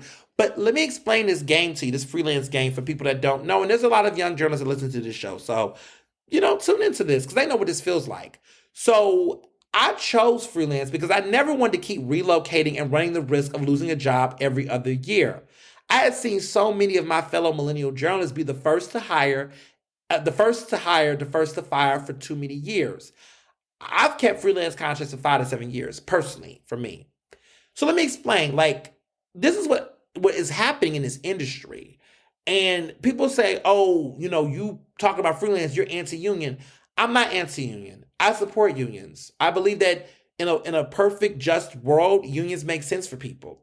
What I'm saying is that because we have massive racism in the journalism industry, unions actually perpetuate, in some cases, the racial disparities that take place with journalists in this business. Let me explain. When you have a predominantly white newsroom and you barely hire black people, and during pandemics and racial uprisings, there is this moment where people say, I want to hire black journalists, finally give them jobs. Then the recession fears come. And when unions come into those rooms, they don't want to necessarily protect the new hires. They're trying to protect people who's been in the business for 20, 10, 15 years, long dues paying union members. Well, in a lot of these newsrooms, the majority of those people are white. So then who goes off the chopping block? Who gets protected? The white people in those long-term positions and roles. It's not the young people who just got those jobs. And so the way the industry keeps working and the system is working right now, it's systematically set up to fail emerging black journalists trying to get entry-level jobs. Because they're the first people that get hired, but then they're the first ones that get fired when these contracts go up in array and layoffs need to be taken. And then, you know what happens too? Because let's keep it all the way 100. A lot of times, these publications, in the midst of racial uprisings and drama, will create these interesting diversity positions. They'll create these segments and these sections, these black sections and these black voices and DEI voice sections in their publications. And they'll designate a black person or a black or brown person or whatever to have the role. But the moment they need to cut programs, they're not cutting the sports section. They're not cutting the community major serious breaking news department. They're cutting these new niche diversity sections, these LGBTQ sections. They're cutting those. And guess who just got hired to be in those sections? The young person, the person of color, the new face. They get cut every single time. And so over the years, I have seen the checker positioning, okay? I've seen a black, brown journalist get one job somewhere, full-time job, they get the job, right? After 2 months of interviews and rounds and edit samples and auditions, they get it. And then all of a sudden, some economic thing happens and some fear, and then there's layoffs and cuts. And I've seen people have a job and then lose a job in 2 to 3 months. Then they got to go somewhere else and relocate and try to get a new job. And it keeps happening. I didn't want that to happen. I didn't want that to be my career. Because if that was going to be my career, I would have been like, you know what? I'm just going to go and do something completely different. So for me, I said, I have to learn a different way, and I need to learn this early. So in college, I took entrepreneurial classes. I did workshops. I networked. I went about this a different way and really built my contacts and really built out a business plan for myself. And that was how Ernest Mini Empire LLC got born. Because I was like, I want to do journalism. I want to be in this industry. I have something to bring to the table, but I cannot do it in this way because it's not going to be sustainable for my work, for my personal development, for my career development. And in the beginning, it was a little rough. And let me explain.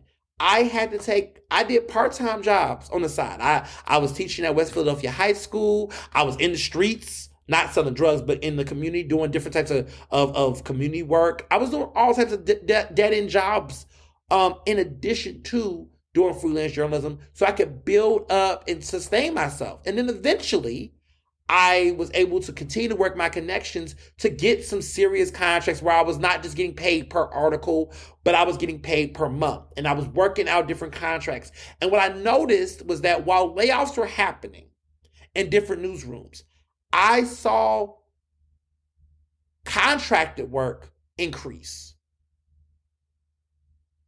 I've never been laid off in a newsroom.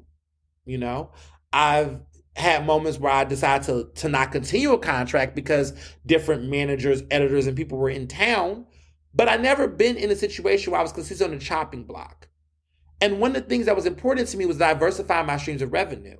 So I can have one contract somewhere, but I was like, maybe, I had the opportunity to get other contracts and relationships with other places, both nationally and locally. That was important to me. I teach, I consult, I do, media, multimedia work. I do various things. And for me, that made me a competitive journalist. It made me a journalist that can thrive in this industry. I've won tons of industry awards. It was important for me to do this differently. And this is important as a Black journalist because let me explain something to you. Young Black journalists in this industry get exploited. Queer journalists get exploited. We are oftentimes exploited by this industry. And while people around us who've been in the game for 20-something years, a lot of these white journalists who love the traditional way, they're never thinking about people that look like me and how I'm going to thrive in this business. I'm tokenized. I'm fetishized. I'm exploited, oftentimes attempts to be, in these mainstream places that say, okay, we want you to be the Black person today and tell us this, but you're not good enough to be this, this, this. I've seen the games. And so I've seen this happen to other people that I look up to in this business. I said, that can't be me. Because if that's going to be me, I'm going to head up out of here. But what has worked for me is creating this sustainability. And people say, oh, freelance isn't for everybody. That's not true. I truly believe that if people really sit down with themselves, carve out what their talents are, think about the ways in which they need to protect their own image, brand, intellectual property, and the work that they produce, if they really sit with that and really get serious, there's opportunities that are bigger than what they're doing. And listen, some people may not have that imagination, and that's fine. But the truth of the matter is that this industry is going to evolve and change. And it's this hope of being in a newsroom for 20, 30 something years, them days are over. The longevity of a journalist working full-time in the Philadelphia newsroom or any of these newsrooms is not that long. I've seen so many young Black journalists come into the Philadelphia Inquirer, come into some of these WHRY and these places, and they don't last that long. I've been at my publication in Philadelphia for 7 years, but that's because I'm on contract. If I worked full-time, I don't know if I would have stayed as long. And I'm being dead ass because I think part of it is culture, right? I don't want to be the only Black person in the room. I don't want to deal with potential microaggressions. I love working from home. I love working in my office space downtown. I love having my independence and my creative voice. I love that the only thing I talk about with the people that I work with is the work. I have some friends, I got some friends in the newsroom and things, and we hang out outside the office, but I don't have that office dynamic vibe where microaggressions could potentially spill. I hear of so much workplace drama in people's newsrooms, and as a president of the Philadelphia Association of Black Journalists, it's my role to help support and defend my members who deal with those issues day to day. I can't do that if I'm dealing with my own shit. I love not having to have HR problems. Personally. And I feel like a lot of Black journalists leave the industry not because they're not talented, but because they're dealing with a lot of these microaggressions and the bullshit that happens, and they get discouraged and they want to stay in the industry. We have to have that conversation. We have to have that conversation, and we need to talk about it, because the truth of the matter is that I'm seeing a revolving door in the industry. I'm seeing a lot of Black journalists, go into PR and communications, and, that's their business. To be clear, my husband, he never wanted to be a journalist. He always was passionate about communications. That's his passion. But he is recognizing in his industry, in the communications aspect of the business, that there's a lot of former journalists coming into this business because they just can't do the journalism world, because they feel like it's gotten super racist. They feel like it's gotten super sexist and homophobic, and they just don't feel like they can thrive the same way. And people ask me all the time, well, what was your experience? Why was your experience different? And I think it's because I had a peace of mind. And so to the young journalists out there that's trying to figure out how to navigate this, I'm not telling people that there's one way to be or whatever, but I would say consider entrepreneurial routes. Consider what it looks like to do this in addition to other things that you have going on. Because I feel like some people may not want to necessarily be a journalist. They may want to be a columnist. You don't have to be a full-time journalist to be a columnist. Maybe you're an educator or political wanderlust, and you're like, you know what? I want to sometimes write about my ideas. You're an education policymaker, but you want to get your opinions out there in the world. Maybe you just contribute guest op-eds, but then at the same time, you do your policy work. Maybe you are someone who is in the arts community. You really do want to share your views about it creatively and do a podcast, but you still want to be an artist. There's various ways to do this work, and I think we need to get real about the versatility of what that looks like. And yes, there is opportunities to be a full-fledged reporter on the beat. And maybe for some of you all, the time in which you're waiting for that full-time job with all those, benefits and perks that you think you're going to get, if that doesn't come, does that mean you have to stop what you're doing? Or does that mean maybe you can find a new way to create an opportunity for yourself that's a little bit more independent and creative and free-spirited to do it? I'm just saying specifically to Black and brown journalists and women in this business, there are other ways to achieve success outside of this conventional pathway. And when I see all these layoffs, I think about how many people that I know might have the ability to pivot in a different way. Not everybody can do it, and I get it. But for those who might have the resources or have the support systems or have a vision or other strategic plans, please do it. And let me tell you something. You're talking to somebody who did not come from money. When I graduated my pen degree in 2014, I was completely independent in how I decided to navigate my financial future. I didn't have oh, mom, can I live back home with you? I mean, I could have done that, but damn it, I had somebody's degree. I was in a situation where I wanted to express my independence. I humbled myself and got real. I got a $450 studio apartment. I wasn't trying to live outside my means. I did the things I need to do to get to where I am today. And I don't want to sound like LLC Twitter and all that, because I know people that's what you sound like, but no, what I'm trying to say is that we need as people to have foresight into what is happening around us. And yes, in a perfect world, companies should be paying people decent level wages and give people full-time jobs. But let's keep it 100. As long as these newsrooms are predominantly white and led by white publishers and owners, Black and brown people are never going to be priority to them when it comes to hires. It's just not what it is. Diversity is never a priority until it is an emergency. I'm keeping it 100. Everywhere. That is the culture. The culture is, until there's somebody's firing somebody's ass or there's some type of crisis, that is when people are like, okay, we got to find a Black person. But they're not doing this naturally. It's not a natural thing. There's always got to be somebody on their ass to remind them to do those things. And so if that's the culture we are in media, I don't want to consistently be somebody that's on the chopping block. So yes, I work for myself. Yes, I love being able to, have interviews and take up different opportunities. I love the flexibility in my schedule. I love being able to write a story for some publication, take a nap, do an interview on a podcast for whoever, whenever, however I want to do it, be able to have lunch with my little brother, be able to get home in time to get a facial, go see my husband, and have flexibility with my friends at night and turn up. I love that. That's my freedom. And I feel like a lot of Black journalists in this industry don't know what that looks like because we're consistently trying to force them to be the next, I don't know who's still out, Don Lemon, the next Tamron Hall. That's, those are cool. Those are cool opportunities and jobs, but that's not the only metrics of success. And so I want to tell some of my fans this, and people that listen to this podcast.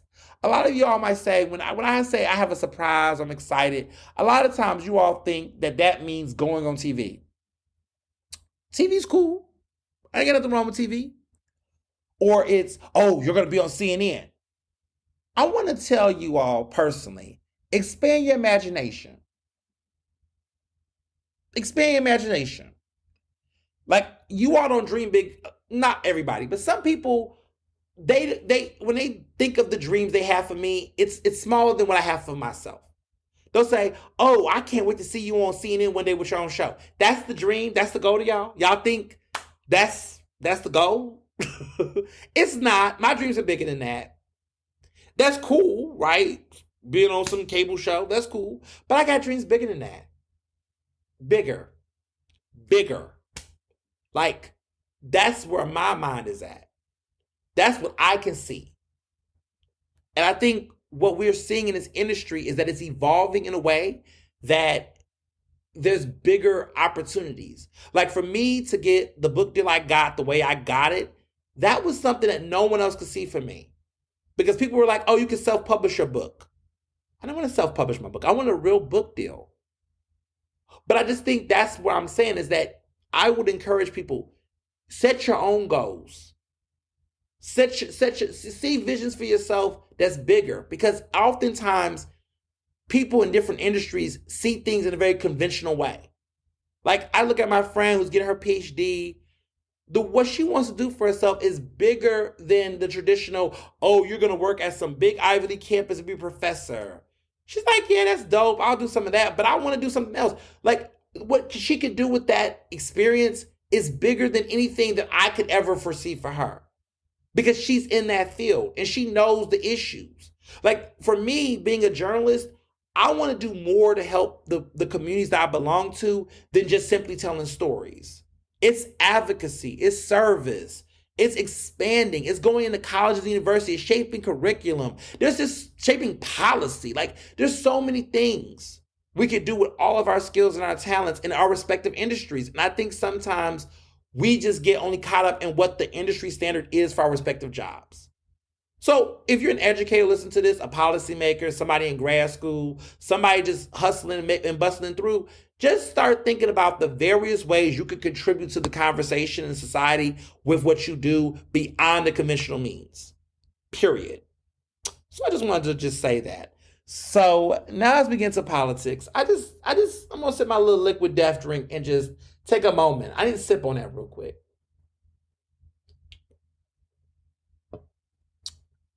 Because that was like, I've been thinking this whole week, how did I want to discuss this? Because it comes up like every month where people like to project or have assumptions about what your goals is, what your success barrier is. And I think sometimes when you look unimpressed when people tell you what they think for you, they be like, well, why you don't want to do that? I'm like, cause somebody else did that already. I want to do something somebody else didn't do. I want to do something that's bigger than that. That's easy to me. When I came into the business, people told me, oh, the book is going to come in your late 30s, your 40s. The book came before I was 30. The book deal came before I was 30. Now what? Not that for me, I don't have other ideas, because I definitely have more things I'm working on. But I just feel like I need, your marathon is your marathon. Your race is your race. Everybody needs to focus on their own race, and everybody needs to support people on whatever that vision is. And sometimes it just means just being encouraging, just listening, without always trying to do this way. Sometimes it's just, whatever you do, I hope it's great. Love you. Do you need money for it? Do you need encouragement? Do you need to amplify, retweet? What I got to do? Curse somebody out for you? Recommend? Let's offer things, people. Let's be an anchor.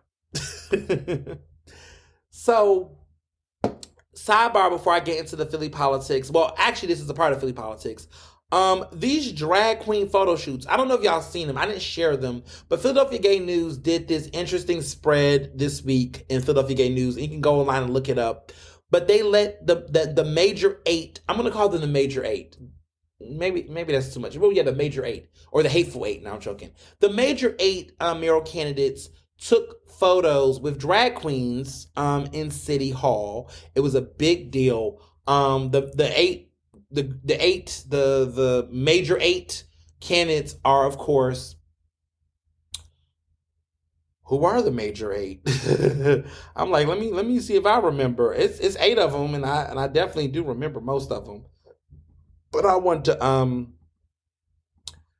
make sure I got it accurate, because I know there was a lot of people that were asking me oh, what were the candidates that were out and about?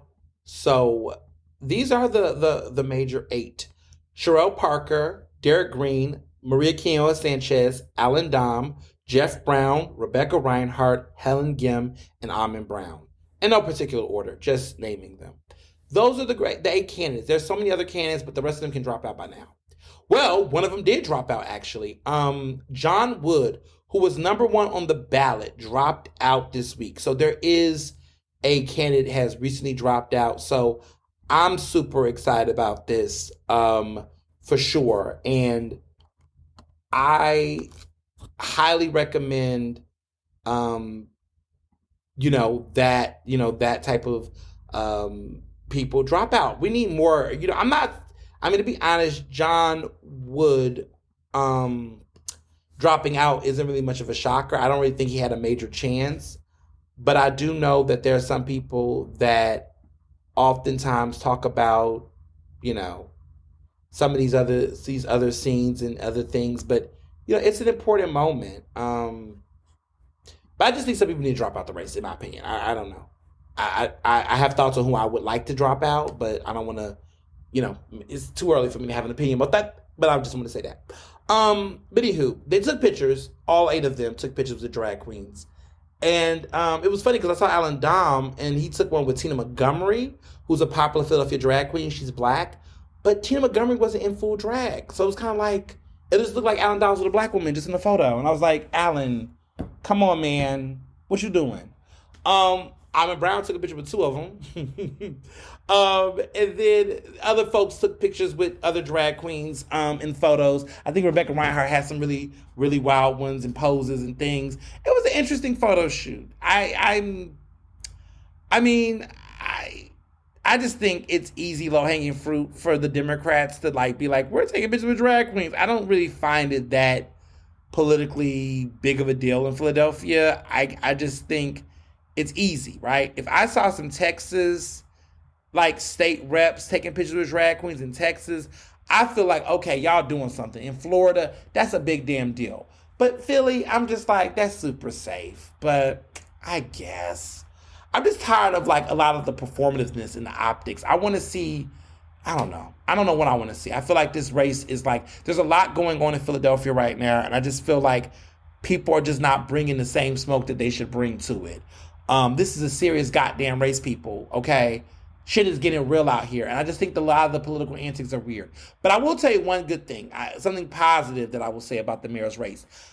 Best campaign ad I've seen this year has to go to Rebecca Reinhardt.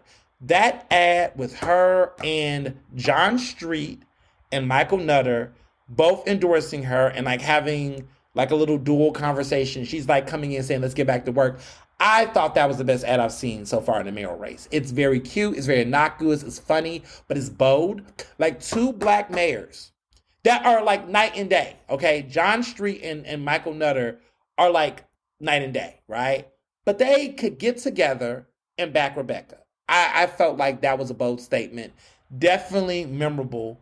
And I think it definitely resonated with voters. I've heard a lot of people say they've seen it on TV. I've seen it on TV. It's on TV. Sherelle, where your TV ads on TV? I know Sherelle has ads. I've seen them online. I'm Sherelle Parker, and I want to be your next mayor of Philadelphia. I just see the video. I've seen it a lot. I've watched that ad a lot, actually.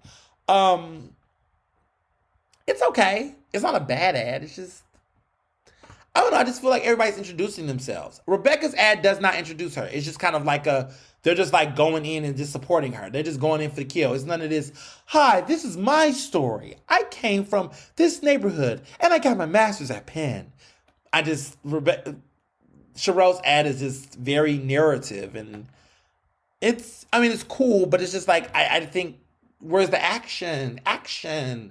And Alan Dom's ads, oh my goodness. Alan Dom is going for the kill. The Alan Dom ads are consistent. That's a nice thing to say, consistent. Jeff Brown's ads,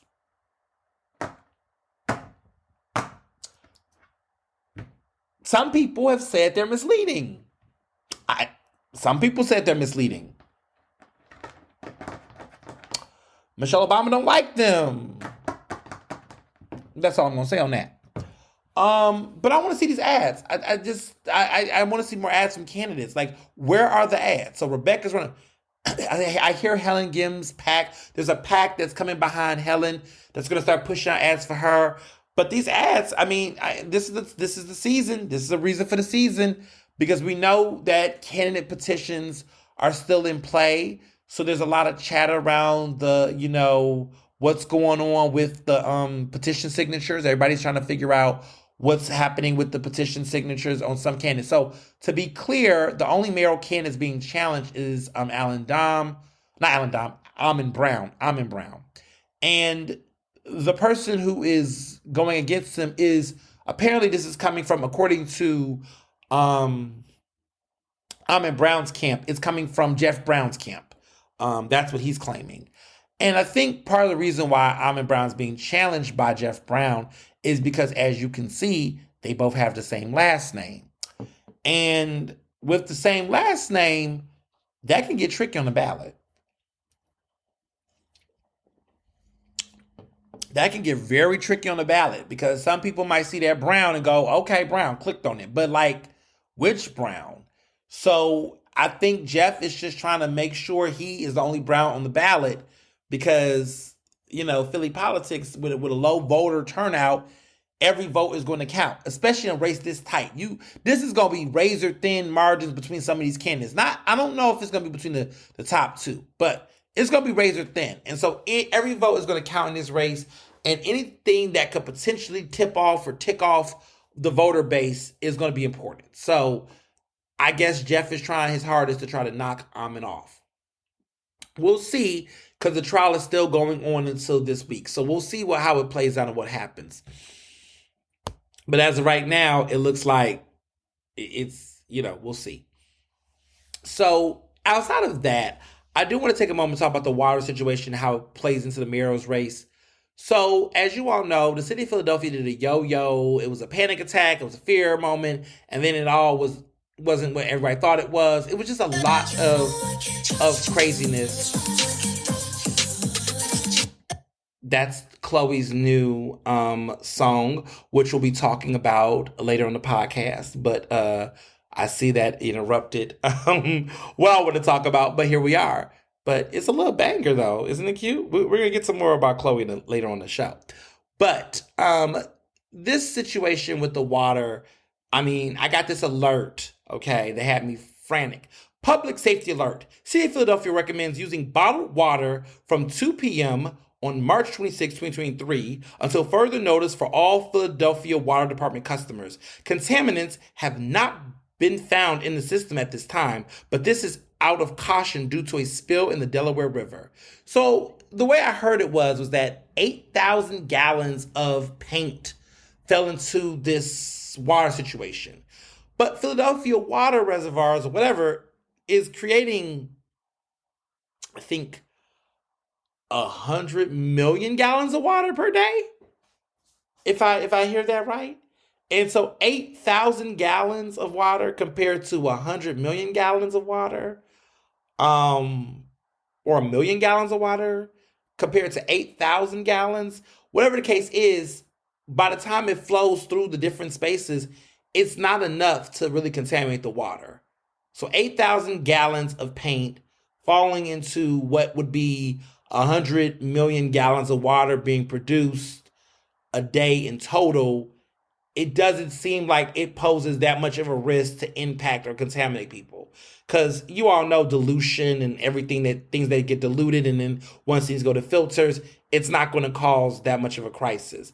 But because of everything that happened in East Palestine and all of that stuff that was going on across the country, people were panicking. And so as a result, the city's communication has been off on this. So when I first got this alert, I jumped my ass in the shower and washed my ass and washed myself and got myself clean. Okay, I was like, I don't know when I'm going to, I need to get myself right. So when I heard that, that's the first thing I did was take a really, really good shower before dinner. Fortunately, there was a map that went out, and I looked at my zip code. I live in West Philly. So my zip code in West, in the University City area nearby, none of us were touched by it. They had a little map that said, okay, this area is not impacted, this area is impacted. So fortunately, I was not impacted. Thank goodness. As far as my brother because my brother goes to Temple, I thought he was going to be impacted. It don't seem like he necessarily was at first either. The zip code did match, but it was just like, I don't know, Temple sent a notice out and apparently got their own little water system or whatever. But, I was like, you're right next to a fresh grocer, get some water.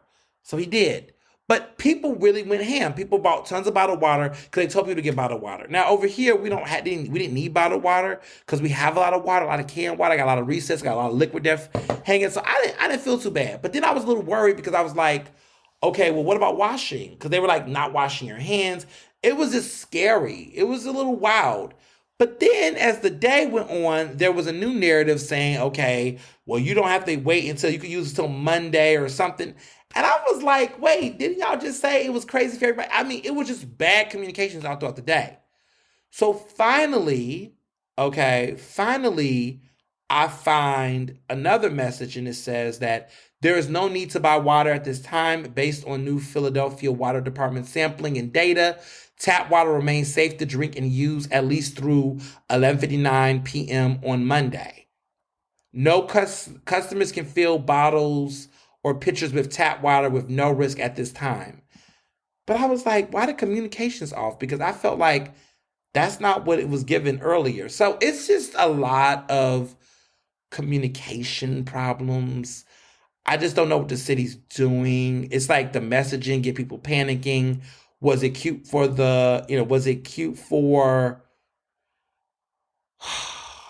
I don't know, the sales? Like, I don't know what they were trying to achieve with that kind of messaging. I just felt like it created unnecessary drama. Well, one mayoral candidate took advantage of this, and you know who it was? Jeff Brown.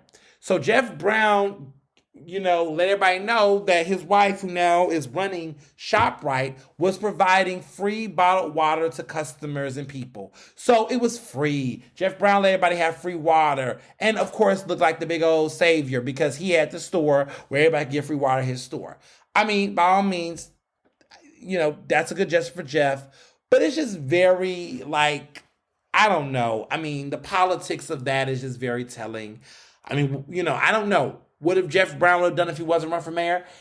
He probably would have, I guess. I mean, he has done things outside of his mayoral race that did it. But, I just think that in times like this, politics is just always going to politic. But what has come out lately about that grocery store and that narrative, because this is a real conversation. A really interesting conversation. So Jeff has been really running that narrative about how he's got food deserts and he's taking these big stances on food deserts and whatnot. And everybody's been talking about the food deserts and the support and the yada, yada, yada with his grocery stores. But what he hasn't really disclosed, and this came out in an Inquirer story recently, that he has really been financially benefiting, getting a lot of tax breaks and cuts to have these, grocery stores in these food deserts. And he's been getting a lot of money and a lot of support from federal resources and grants and all kind of things on the side while also having these stores and he's profiting. But he frames it like he's doing this good duder, this good servant shit. And it's like, well, actually, bro, you making money, you good. You ain't doing anything that's really that much of a servant. It's like having, somebody getting foster kids and, it's good to have foster kids. But if this person is getting all these benefits and tax breaks and cuts, undoing it's like, it's cool that you're doing it, but don't act like you're a servant here. You're profiting. You're benefiting. You're getting services. It's like it's not like you're out here doing this out the kindness of your heart solely. Like there's a disingenuous with that type of narrative that he's been promoting, and so a lot of stuff is just coming out, and it's just not looking that good for him. But yeah, we're gonna see how this mayoral's race continue to develop. I'm keeping an eye on these ads as they come in, but this week's ads lineup was pretty dope. So the flop of city council ballots. I mean, honestly, I'm getting over this whole ballot petition signature beef that happens every election cycle. It just gets so annoying. Well, not every election cycle. It happens like every primary for the most part. But it's just like, come on. So the big ones was the 5th district, of course. That's the one where Darrell Clark left. Had resigned after serving for decades. And then, of course, the 3rd district, which is Jamie Gauthier and Jabari Jones. So as of right now, I believe that Jamie Gauthier is pretty much going to win re-election in the primary. She's pretty much there. Her challengers have basically fallen. Her really big challenger was Jabari Jones, the young guy who was, looking like he was trying to make a big old fuss and stink. I mean, he had Freeway at his announcement party. He had all these supporters and people. Well, he got knocked off the ballot, didn't have enough signatures. He withdrew, actually. So now Gotze is pretty much going to be the presumed winner. Well, as you all know, for the first time in years, me and her actually spoke. I interviewed her during Philadelphia City Council Live about the situation, and she's very much, optimistic, and she's, talking about her views and that she's really care about the community and everything. And she is my city council person, and looks like she's gonna be my city council person again. But we did an interview. We did not have a personal conversation.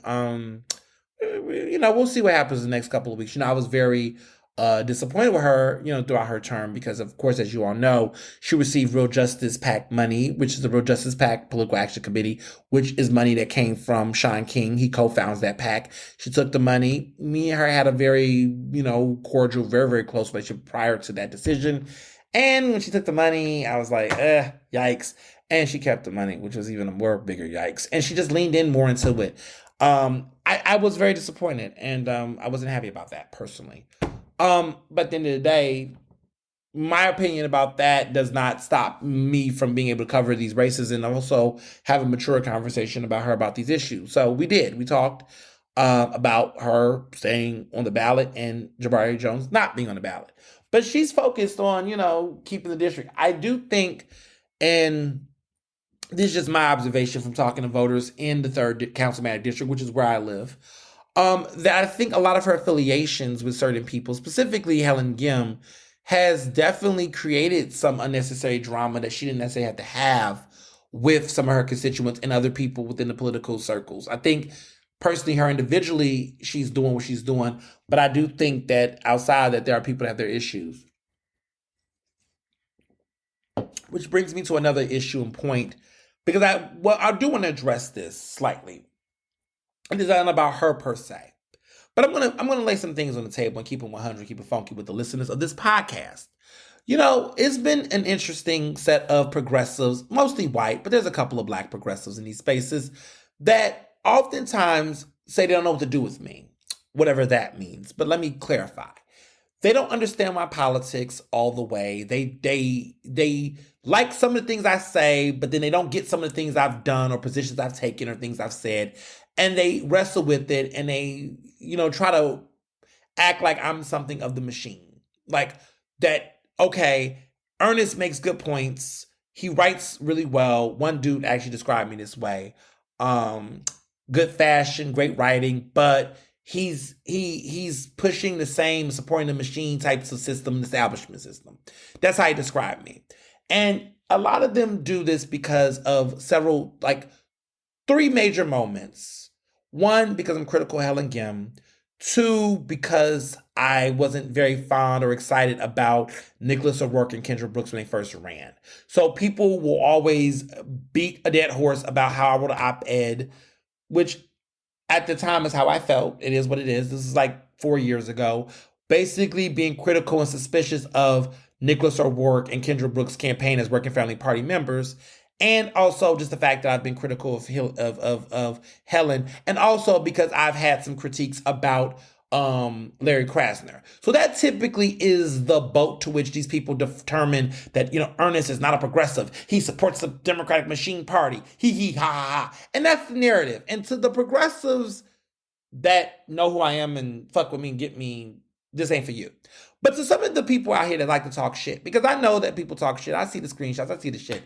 Look, I get it. People talk their shit. They can. People don't get paid to talk shit like I do. I get paid to give my opinions. I don't got to hide behind some blogs, some group chats, some fitty fatta fool. I just keep it 100. And I want to explain something. So first and foremost, I'm a black queer man. I am a young black queer millennial. I am somebody who is in the margins on various levels of politics. Politics for me, in the way it impacts my life, is shaped by various outcomes and experiences that are called intersections. And so oftentimes, for me, I have no vested interest in any political party. I have no vested interest in any individual political candidate. I do like certain candidates, and there's some candidates I don't like. And I look at not only what they argue are their positions, but I look at their personal decision making and their character. And as a journalist, oftentimes I'm never going to go full throttle and endorse every single person, every single thing. But I typically, as a Black queer person trying to navigate a system that is fucked up and unfair for me, I have to make decisions that impact my livelihood. I have to question and be critical of individuals who say they want to defend my livelihood, but do things that sometimes counter that decision. And so the reality is that we're dealing in a flawed system with imperfect people, and all of us have our own contradictions, our own, navigating of this. And in reality, Black voters don't owe any party or any elected official a goddamn slither of their support at all. Let's be very clear. This political system in America has fucking disenfranchised us so much from both sides of the party aisle, and then those who want to be new parties, that it's really hard for me to be loyal to any particular person. And let's just say that. So before I drag, because this is the part where I want to hit facts, because it's funny how everyone are quick to come at journalists, to come at community members, to come at activists, to come at organizers. It's easy for people to come at these people compared to the elected officials that are in these positions of power and these candidates. Okay? Because there's a lot that, as a journalist, I know about a lot of these people that, some of this information will never see the light of day because of various reasons. But let's be very clear. I'm going to always probably know more about these individual candidates than the public. I'm about 99% sure, unless you're the spouse or you're the close friend. But I will tell you that there is so much fucked up shit that deals with these elected officials, the relationships, the backdoor deals, who is funding their campaigns, who are doing private fundraisers for them. And there's contradictions in what these people do because politics is not consistent. And what we're seeing with a lot of these individual blind political allegiance people is that they're so caught up in this mindset of, oh, you supported this, so therefore you're not this. Ooh. And it's never that black and white. There's things, there's patterns, but it's never that black and white. And when you start to call out these contradictions, then people get silent. So what I'm trying to say is don't fuck with me because I'm not the one. Because the things you're expecting from me, I will tell you that your faves are doing it very much so differently. So let's go into some of your faves and some of these problems, shall we? Okay, so starters. So people were saying to me, oh, well, why didn't you support Kendra and Nicholas when they ran initially for Working Families Party? Let me just start off by saying that I have no issue with Nicholas or Kendra. Me and Nicholas and Kendra have talked to each other individually. I expressed to them that, I was concerned about what the Working Families Party really was, because to be quite honest, I still think the Working Families Party have an identity crisis. I think as an institution it does, because in Philadelphia, they're saying that they're a third party, but a lot of the people they support and back are actually Democrats, and a lot of those Democrats they back aren't necessarily the most progressive Democrats. Some of them are Democrats that they've had to rescind endorsements from, like Deanna Burgos. Like, he was on the damn side with Amin Brown, questioning, Larry Krasner. So it's just like, they don't vet these people good enough. I mean, you were pushing Malcolm Kenyatta for U.S. Senate, even though Malcolm Kenyatta was a devout, moderate type of guy. He was very heavy on Hillary Clinton. He was very heavy on Biden. And he was the first people to come out and support Biden before Biden was like the only Democratic option. So like this is your guy? Okay, interesting. I just felt like a lot of what Working Families Party was doing at the time, I thought they were just another Democratic Party. And so I was trying to figure out, well, what makes Kendra and Nicholas as candidates different from Democrats? Because, positions wise, I just didn't see what made them any different. So that's why I questioned what we were voting for. That's just where I was. I just had questions, and I also was concerned.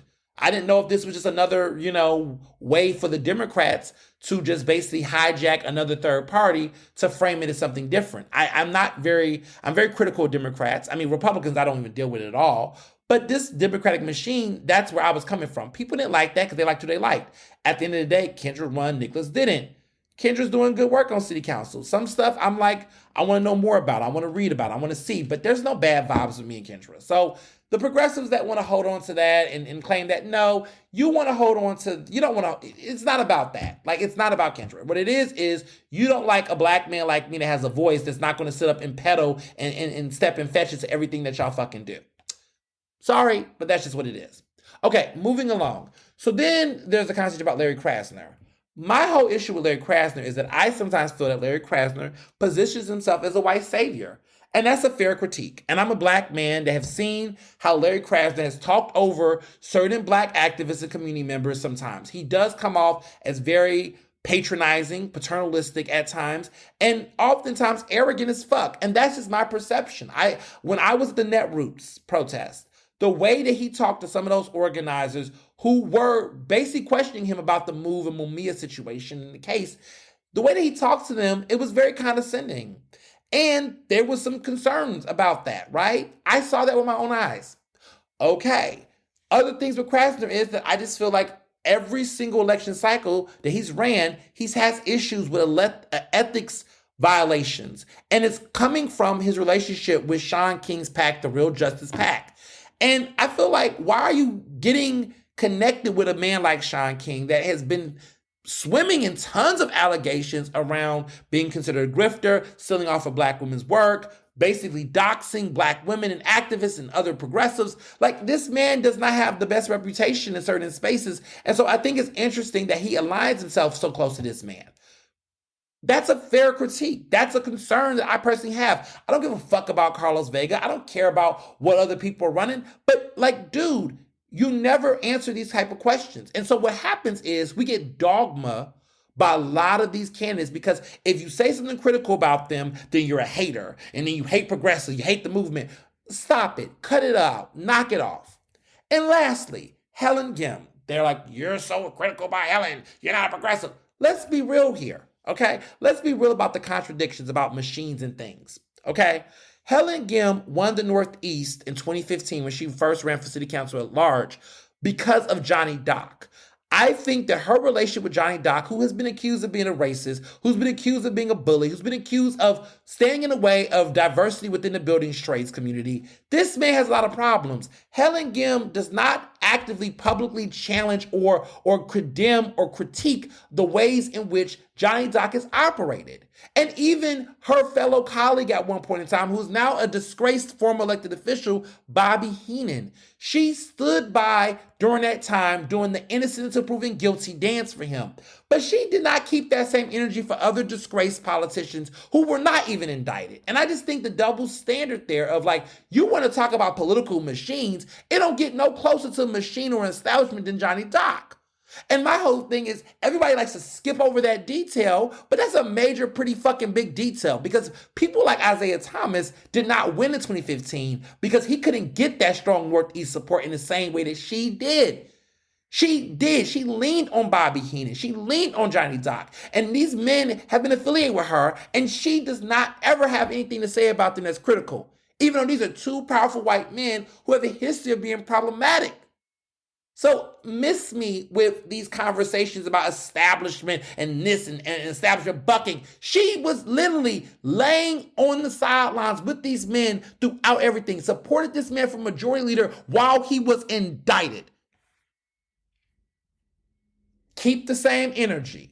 And this is not in addition to the fact that nobody wants to talk about the damn Union League situation. Everybody want to act like that just fell from the sky. But what I will tell you is that as a black person, I am so sick of elected officials pandering and talking about a great deal about support and solidarity and this, that, and the third, and no place for hate, but then take their ass to a place for hate. You want to sit up here and you want to talk about me and talk about this. It's hella anti-black that black people like me have to give 1,000 rationales and answers for why I don't support certain progressives. But you never challenge those progressives about their behavior and their politics.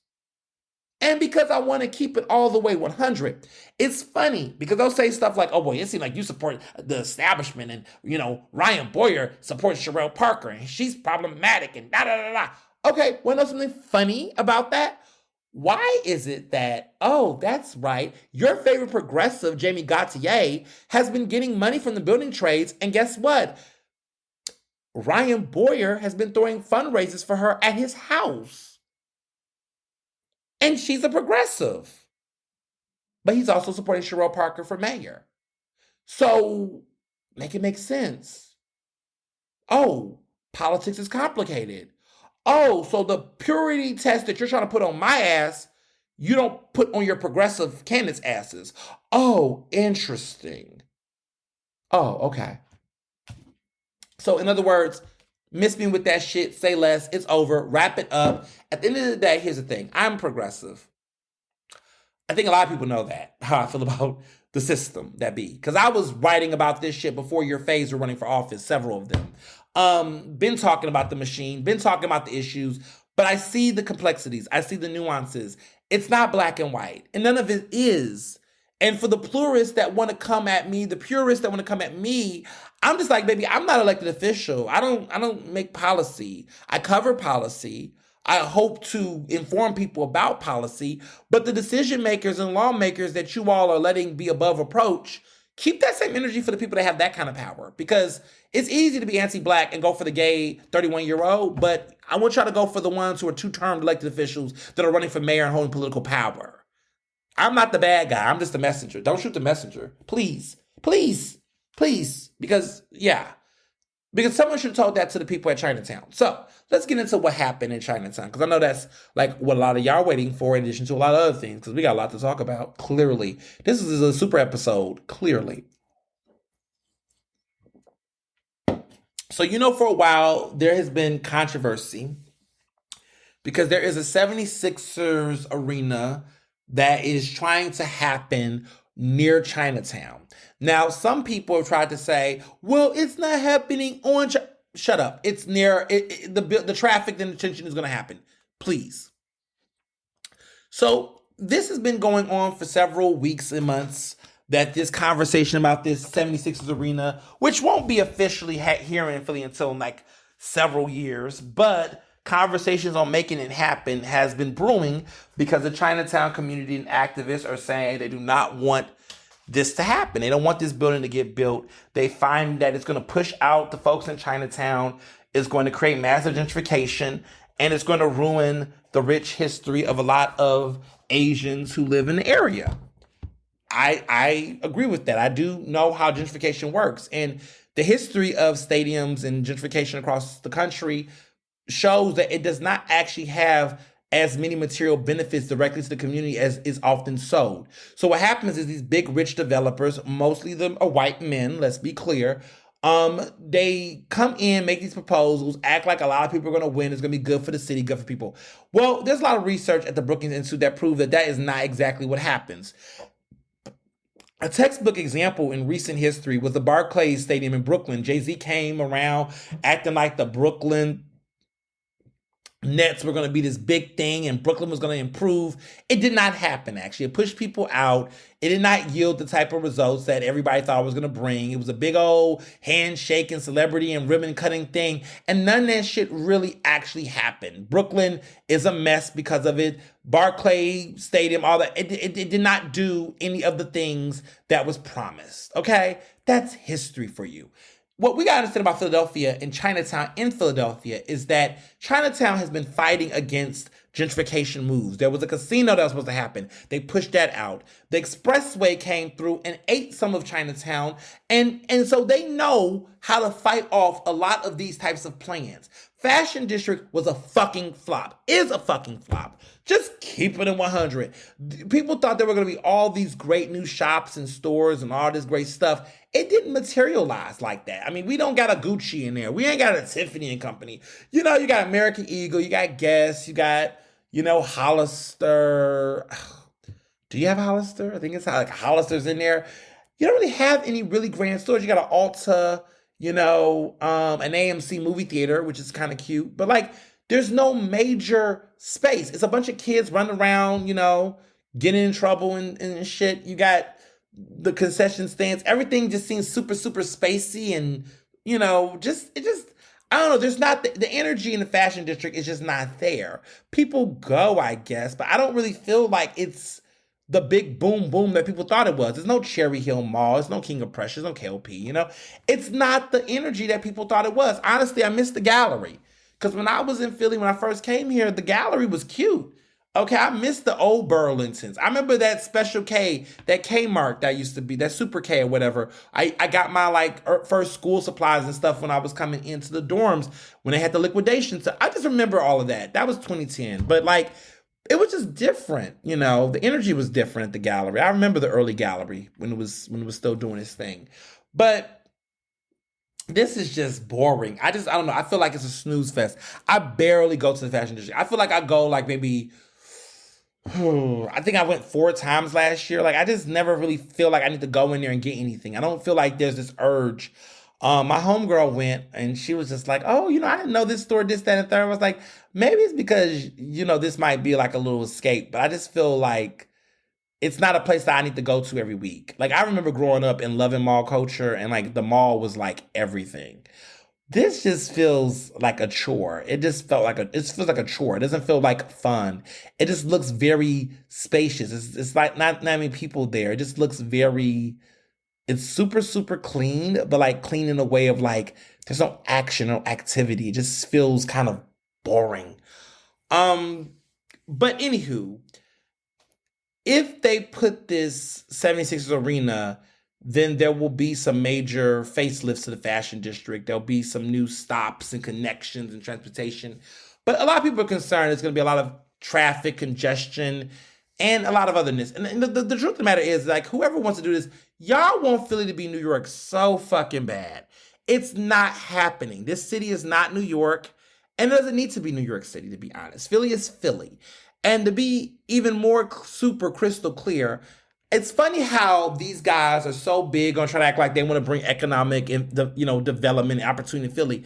But what's hilarious about it is these are the same people that moved the headquarters for the 76ers to Camden, New Jersey. So my mindset is put that fucking stadium in Camden and call them the Camden 76ers, or put the damn stadium there since you care so much. Because to me, I just don't really feel like you put it there in Camden to get the tax breaks for the CEOs and executives, but then you want to put it here so we can pay for that shit.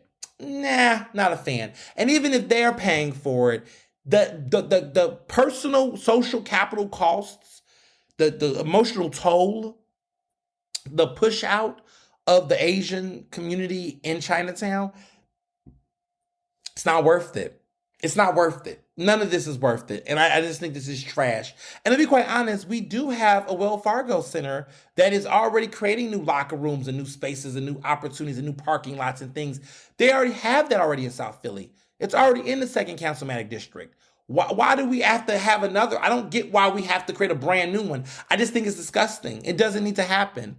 And I hope it don't happen. And I'm going to always use my voice to speak truth to power and defend this. Okay, no 76ers arena. Not a fan. Don't believe the hype. Don't trust those developers. History is on my side. This is bullshit. And I don't want it to happen. That's my opinion, okay? So let me tell you what happened last week, right? And some of y'all know. There was let me be clear, a small coalition of Black business supporters and some Black clergy. Emphasis on some Black clergy. Because when you see these newspapers and they say Black clergy, you assume all the Black top pastors. You didn't see Greg Holston. You didn't see Mark Tyler Perry. You didn't see Alan Waller. You didn't see them, okay? Them 3 weren't there. And they are part of the major leadership of Black clergy in Philadelphia. You didn't see them at that press conference. Let's just keep it 100. Who you did see? Pastor Carl Day. Okay. You saw Marshall Mitchell, Reverend Marshall Mitchell. Not surprised. You saw Regina Harrison, who is the president of the African American Chamber of Commerce. You saw David Gold, of course, who is repping for the 76ers arena. You saw a couple other folks. And here's the thing. They did this press conference and they're, Quincy, not Quincy Jones, but QDZ, right? He was out there. Quincy Harris is his name, of course. And I know him personally, decent guy. Don't normally we agree. But I don't agree with this. I don't know why he decided to be out there. But I'm willing to bet that because he goes to Marshall Mitchell's church, Marshall called him to go up there and do it. Now, they went up there and talked about how this 76ers stadium, they was endorsing it because it would be good for the black community and be good for black businesses. Because David Gold, who's a black man who's repping the 76ers arena, had talked about concession stands and how they will guarantee that 40% of the concession stands will go to black businesses. Ooh, 40%. So they got their 40 concessions and a mule, okay? 40 concessions in a mule, not 40 acres in a mule. They're 40 concessions in a mule. They're 40% in a mule. That's what they decided to go on. That was a decision that they wanted to do. And I'm sitting here like, so y'all mean to tell me that y'all did this little deal and y'all walked away with that? First of all, my whole question is, I have several questions. And I waited for this podcast episode to break down how all of this shit does not sit well with me. And it also doesn't make sense to me. So, first of all, who told y'all was in charge of the girls? I just want to know who said this coalition should be breaking the deals for black business and black community. Did they do a survey? Did I miss the community conversation? Did I miss the community phone call? Did I miss them telling us to come to the meeting and talk to the leaders and opinions and people? Because I didn't recall the meeting where we were supposed to sit down and figure this out. Because my answer would have been, hell no. I think Greg Hostin and Mark Tyler, I think Power, right, came out in front of this and are not in support of this 76ers arena. That's why they were not there. As far as this other group of people, they needed other people to buy in on this, okay? I have receipts. Don't make me pull them out. They were asking for several different people to be a part of that conversation. And those people were like, oh, hell no. It was weak. It was desperate. And let me tell you something. Anytime white developers are clinging onto black people in the middle of some shit, that's when you know this shit is weird. We never get invited to be in those type of conversations. Something was funny in the water. And what I don't like about the perception, before I get into some of my other questions, is that it's weaponizing black leaders against another marginalized community. So now you're gonna let these white developers pit black business people against the Asian business owners, and they want to see us have this cross divide over some shit that's not going to be beneficial to none of us. It's not. So let's go back to this 40 concessions in a mule. So you took 40%. You thought that you did something big with that? Like, I'm sitting here like Iceman. You thought I wasn't a munch? Like, you thought this was cute? Like, this is a munch. Literally. You took this deal, okay? Y'all thought this was a good idea. Why couldn't y'all just go to Wells Fargo and ask for 40% concessions? You act like you can't get this anywhere else. Is this really supposed to make us shocked? Concessions? Selling peanuts? When these people are sitting up here about to run trains and run businesses and other shit here, and you're excited about selling some fucking popcorn and hot dogs? Priorities, people. Priorities, people. Reality, people. Snap out of it. Like, are we really hype about the fact that 4 out of 10 of these businesses will be black owned? So let me guess, you're going to have the French toast bite lady there. You're going to have Sadiq's water ice maybe. You're going to find some people to sell some food. So that's what you thought the gentrification of an entire community is worth 40 fucking concession stands? I'm sorry, percent? Because we don't even know if it's going to be 40, right? It's 40%. You believe them? You believe these developers? You really think that they're telling the truth? Okay. You trusted the man? Why? Because Marshall said it? Because Marshall trusts the man all the time? Like he trusts Jeff Brown? He's pushing Jeff Brown. So I guess, does Jeff Brown support this? I guess he do. I want to know what these elected officials think. I want to know what these mayoral candidates think. I want to know what Jeff Brown thinks about this. Why? Let me guess. The other 60% gonna be something ShopRite related? What, y'all gonna have Sadia selling something? Like this is what we got? Oh, and jobs. Oh, we're gonna have some people slinging peanuts. We're gonna give some black folks some jobs. They're gonna be selling hot dogs and funnel cake because that's such progress and economic development. Ooh, that's what y'all did. And I guess because they have mosaic, that's also part of the development, the architecture, that this is supposed to be a win for us. I don't buy it.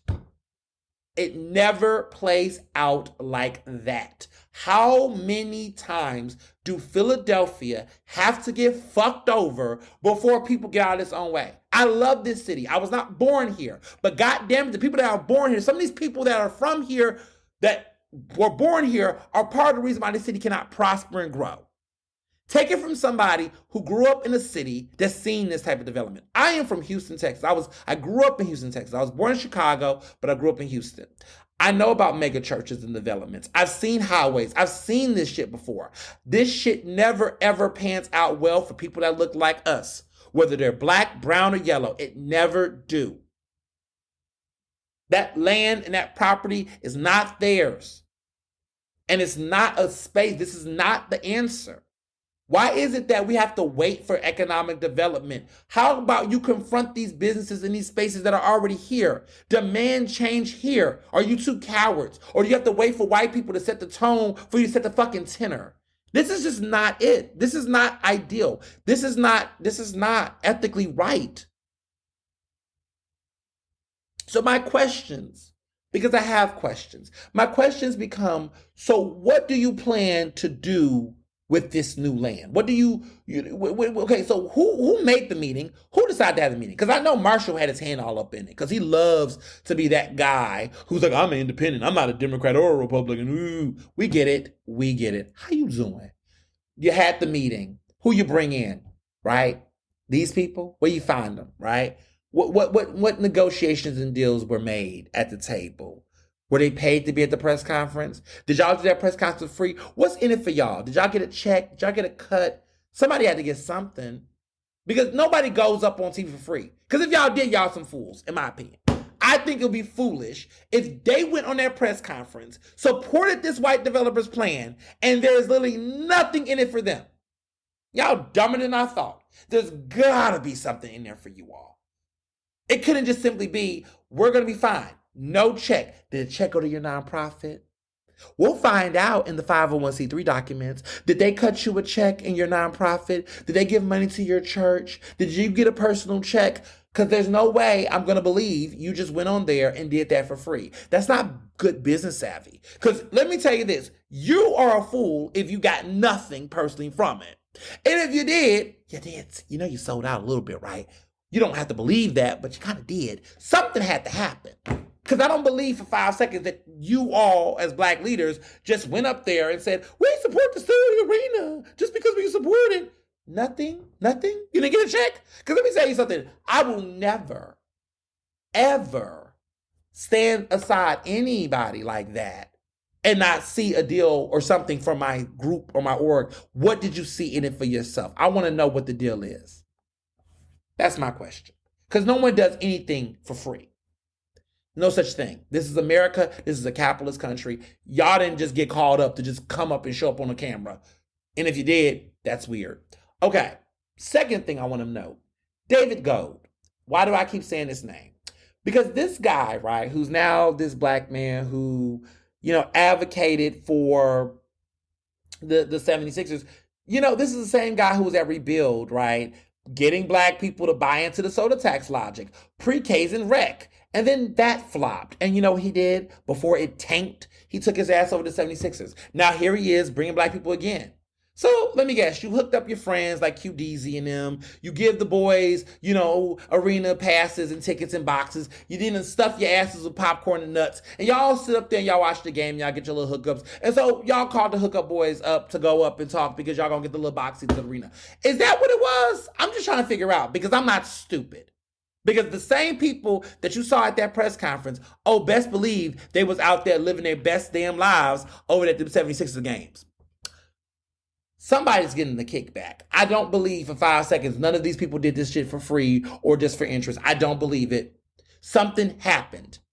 And people are going to find out because these streets talk. And I'm sitting on some receipts and some things already. So don't lie. Tell people what the deal was because no one does anything for free. You may not have been individually paid, but maybe there was something promised to your organization. You better go ahead and you better cough up the truth now because no one buys that this was just an innocent little ordeal. Shut up. The deals were cut. People were being called to those meetings. They were asking for people to show up to support. I already know what's going on. So I shared my thoughts about it, as I always do. I'm a little opinionated, as y'all know. Not little, but you know. So I spoke about this. I just said, look, I don't support this. You know, I have my concerns. I said, first of all, as Black people, we too don't need to get weaponized against other communities of color. I see who's taking this bait. There is bait, okay? Black capitalists don't speak for Black community in Philadelphia. I said, if these developers go and they do it to Chinatown, I do believe that this sets the precedence for them to do this in Nicetown, to do this in Germantown, to do this where other Black people are living, right? These deals are toxic. Didn't we see what happened with the Temple Stadium? We all got in solidarity and pushed back against the Temple Stadium. So if you do this with the arena, don't for 5 seconds not think that they're going to try to do something with the Temple Stadium again and bring that back in conversation. I think this is a shame. I think this is a shame for community leaders. I think this is bad for a lot of people. I shared those thoughts. I didn't name specific names of the people that were there, but I shared my thoughts. Well, Pastor Carl Day, who was at that press conference, he decided to say on Twitter on Friday, so media folks like Ernest Owens got to put an address on the shade he throws. I be outside, outside in all caps, is what he put in all caps. Because what he was saying was cap, LOL. And I'm not hard to find. You can come out of the ivory towers and political places you play in and meet me in the streets to meet the Black men I fight for. My energy don't change. Let me address this. See, I respect clergy on Twitter. I don't get disrespect. I don't really like to do all of that on Twitter because nowadays, what's the point? I have more, clearly I have more visibility than him. I'm not going to say clout, but I have more visibility on social media. So I know what the dynamics will look like.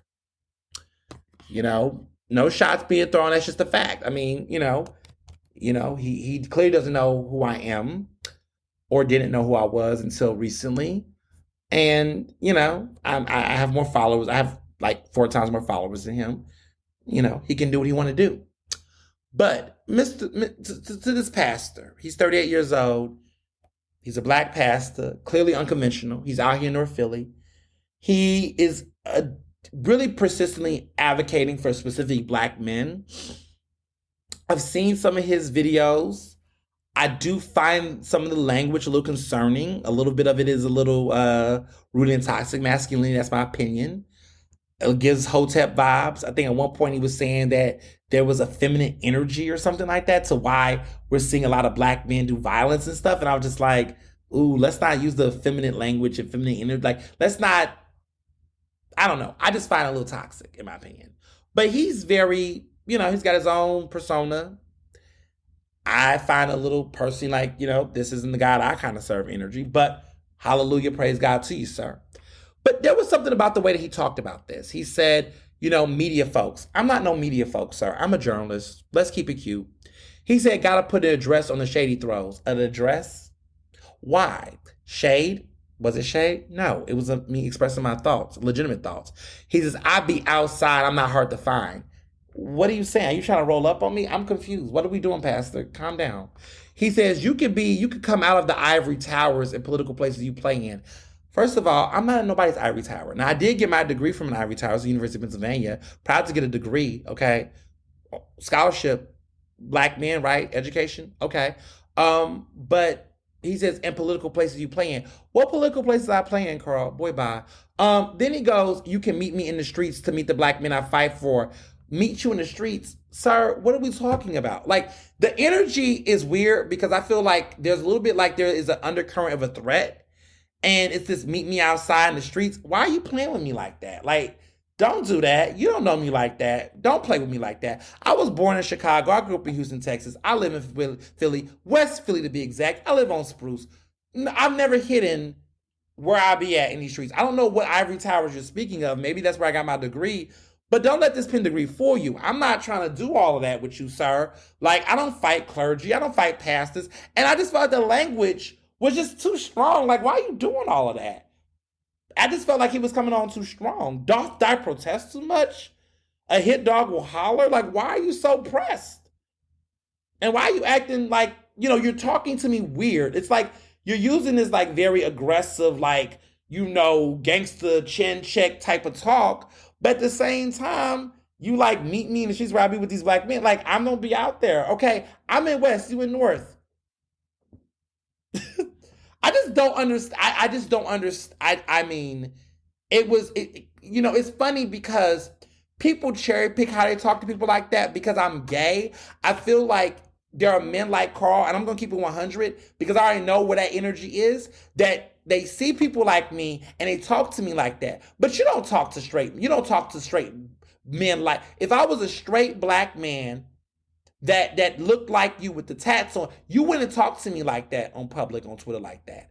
There's a certain way that these men think they can talk to me because they see me with a Telfar bag or they see my profile got a rainbow flag. So they talk to me a certain kind of way. Sir, I am 31 years old. Don't let this Telfar and this pin bag fool you. I have had to whoop people's ass and defend myself my entire life. Not recently because, I got people now. But listen, I don't play like that. And I'm not saying that that's the energy because I don't fight clergy. I don't fight pastors. That's not what I do. I don't really fight anymore at all because I don't need to. I fight with words. I don't have to fight with hands. But what I want to be clear about is that I know a bully when I see one, and I know a jerk when I see one. And I feel like to be someone in that kind of position, the way that his tone was, it was bullying.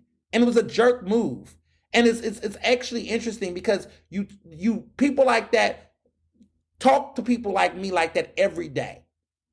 I know what it's like to deal with aggressive black men like that have the perception that they think you're soft. They have perceptions about your gender expression, your masculinity. And so they talk to you like that because they think they can. But he wouldn't talk to Mark Lamont Hill like that. He wouldn't talk to a lot of these other black men like that. But he chose to talk to me like that. He wouldn't talk to Quincy Harris like that. But I want to be very clear that my sexual orientation does not have any role on my ability to whoop ass. I don't whoop ass because I choose not to. But let me be very clear. No one puts their hands on me and no one talks to me any type of way. And no one talks to me or my friends any type of way because we do get out there and we're not about that life. But in my years of growing up in the south side of Houston, Texas, let me be clear, I've whooped some boys' asses who've tried it with me. And I learned how to defend myself. And I had a strong stepdad and mentors who taught me how to defend myself. And I don't like to talk about violence because that's not what I'm about. But I just want to be very clear that when you need to be mindful about who you're talking about. You better know how you talk to people and where you talk to people and how you talk to people. Because there are people that saw that and they were just like, excuse me? So to add insult to injury, one of his followers get in those comments and say, bro, you arguing with a faggot? In all caps, calls me a faggot. Like, yes, he used the word. And that might feel visceral. I know some of you are now be like, what? You said yes. And so this is what I'm saying. You have men like him in clergy that speak a certain way to black men on social media, black queer men. It opens the floodgates for people like one of his followers to sit up and call me a faggot in the comments. So then he gets in there and says, come on, brother, chill. This ain't cool. But really, you should have chilled because what you said wasn't cool. How you came at me wasn't cool. And the way that you thought you could talk to me created an environment that made someone think they could. The way that he talked to me was a dog whistle for a homophobe to get in those comments and say what he said. So if your followers are the type of followers that can carry that kind of homophobic rhetoric, look at the way that you talk. Look how you talking to me.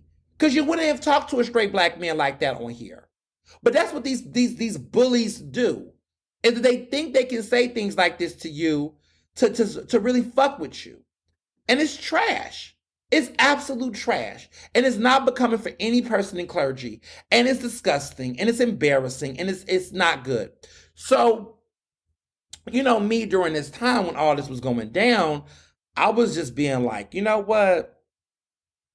Let me further on. So I said to him, "You're a pastor, I'm a journalist. I wasn't throwing shade, I was expressing legitimate concern. I'm not just in Ivory Towers, I'm in West Philly on Spruce. I don't play when it comes to seeing people be pawns in gentrification. Let's talk." So then he gonna say to me, "That's what you should have did before spewing rhetoric that spoke to our intentions or any accusations of, quote, taking deals and acting like we're looking out for the people. I have no deal and I don't act, I take action. I'm here and always been here to talk. Your colleagues know," in all caps. I said, "All of this doesn't look good and it doesn't track. Coming at me still doesn't explain how this went down. You should have told the community this was happening before that press conference. But I digress. At the end of the day, I'm free to meet and or converse." That's what I said to him. Now, let me say what was weird. To me, you're getting mad. He's getting mad at me, talking about I should have said this to him before I said what I said in my tweets. First of all, let me be clear. You did the press conference first. Don't put the cart before the horse. You went out and did a press conference for the public. I reacted to what you did publicly. If you cared about what people was going to perceive it or thought, you should have been the one to let people know before you dropped this surprise Beyonce digital drop of a press conference with these people outside talking about this arena. But see, that's how people move. So then he said, "I'm not worried about optics through the lens of people who do not engage the community of people that I fight for. This isn't public relations for me. The substance matters for the black men I serve. Let's find a day next week and meet in North Philly. We can take a walk." So again, my followers were like, "What you mean take a walk?" People got to use their words correctly. Where I'm from, when you say let's take a walk, do you know what the fuck that means? But again, you would not talk to someone you would not talk to a straight man like that. You would not have talked to another black man like that you perceive as straight. Because that kind of stuff, again, these are fighting words. These are violent words. And I feel like you're trying to sun me and talk to me like I'm some... Listen, it was not cute. So I said to him, "What's hilarious is that you're forgetting I'm a 31-year-old black man from the hood. The presumptuousness is astounding and comical. You really don't know me and it shows. Definitely down to talk. Don't let this pen degree fool you, sir." That's what I said to him. So then somebody got in the comments and said, "I'm concerned. Is this a threat? Please elaborate and clarify the expectations of the walk." He said, "Stop creating concern. Don't need to explain or elaborate anything to you. Me and Ernest have exchanged messages and will walk the community, as the tweet says, have a blessed day." So he had to go on like total damage control, trying to clean up the stuff that he was saying. And my issue is, if you know your words, say what you mean and mean what you say, but like understand that you can't just simply say stuff like that and not recognize how you're tripping. So he then furthers on to say, because he was arguing with other people at this point, he's going to say being from the hood and fighting for the hood or even understand the climate of it are completely different things. Your statement on the community leaders being there acting as if they're looking out for the people has you totally confused about me, but we'll walk. First of all, again, you don't know who you're talking to. But I think some people will find out very sooner or later, because there's a lot going on and a lot of stuff happened. But he was in New York, in those New York streets while I was still in Philly, in these Philly streets. I DM'd him and was like, yeah. I'm tired of the Twitter energy. We need to talk. He reached out, exchanged numbers. We're going to have a conversation this week. I'm not having that conversation by myself. Let's be very clear, because, I don't know who I'm talking to. So I have folks that I know that will be with me. Because I don't don't have no issue having a conversation with somebody, but I just think respect is important. And what I don't want is a situation where you see somebody. See, I think what I don't appreciate is that there are people that see people and they make perceptions and they think they can talk to them a certain kind of way. I've dealt with aggressive men publicly and privately that thought that they could talk to me a certain kind of way and was quite surprised when I met them with the same energy, and a lot of that tamered down. I don't want that to be the situation, but what I want to be clear on is that you took a situation that was a collective community conversation. You made it very personal, and you took it very personal, and you can take it however you want to take it, but you can also, as a pastor, show some decorum. And there was a lack of decorum in that conversation. But what was interesting was this man, one of his followers, really was ignorant. He says, dude gonna tell Carl he in the streets not wearing a blouse, you not. Sir, I don't even wear blouses, and if I did, you wouldn't be chosen, okay? Second of all, what was embarrassing is he further on says, I'm going to say it for those who scared to say it. Fuck them Asians in Chinatown. So he's a bigot. And the funny part is his bio on Twitter was 7-time author, public speaker. I teach personal development specifically for black men. So these are the type of people around our black men? Is this why they toxic? Is this why they act the way they act? You out here talking about you engaging the youth? You a homophobe. You're a bigot. You have anti-Asian sentiment. You're anti-black as fuck. You're very much so toxic. And this is the people that we got out here mentoring our kids. And this is not Carl Day. This is one of his supporters. This guy, I can't pronounce his name, but I shared what he said. And a lot of my followers saw it and they thought it was disgusting. And the crazy part is that this is very problematic. So there's going to be some interesting conversations about tone, tenor, respect. And I'm definitely going to share my thoughts in person because I have no problem. If I'm going to say something publicly, I can say it privately. I can say it in different ways. Okay, I can do this for hours. Like I'm doing this podcast for hours now. But it's great podcast, right? So we're going to see what happens. I'll give you all an update on how this plays out. But at the end of the day, the conversation needs to be had. I just think that the way it went down on Twitter, I just felt like it could have been done a different way. Not my response, because how I felt about it was how I felt about it. I feel like if you're going to have a press conference publicly, how do you expect people not to share their views publicly? And I was very mindful about what I said and how I said it. But for whatever reason, this person thought it was individual. Here's what I think privately. I think that, Carl Day definitely is entitled to his own opinions. But I also want to say that I know that he wasn't the only one probably having those thoughts. He was probably in a group chat or in conversations with other people that put those batteries to his back, got him hype. And of course, he going to speak for himself and hold his own. But I also do feel like there were other people that probably was saying some stuff and gassing the situation up. But I always tell people that when you decide to do these things, why didn't the other people in that arena conversation press conference back you up and say anything? Because they know who I am. Because I know who the rest of those guys are and the other people involved.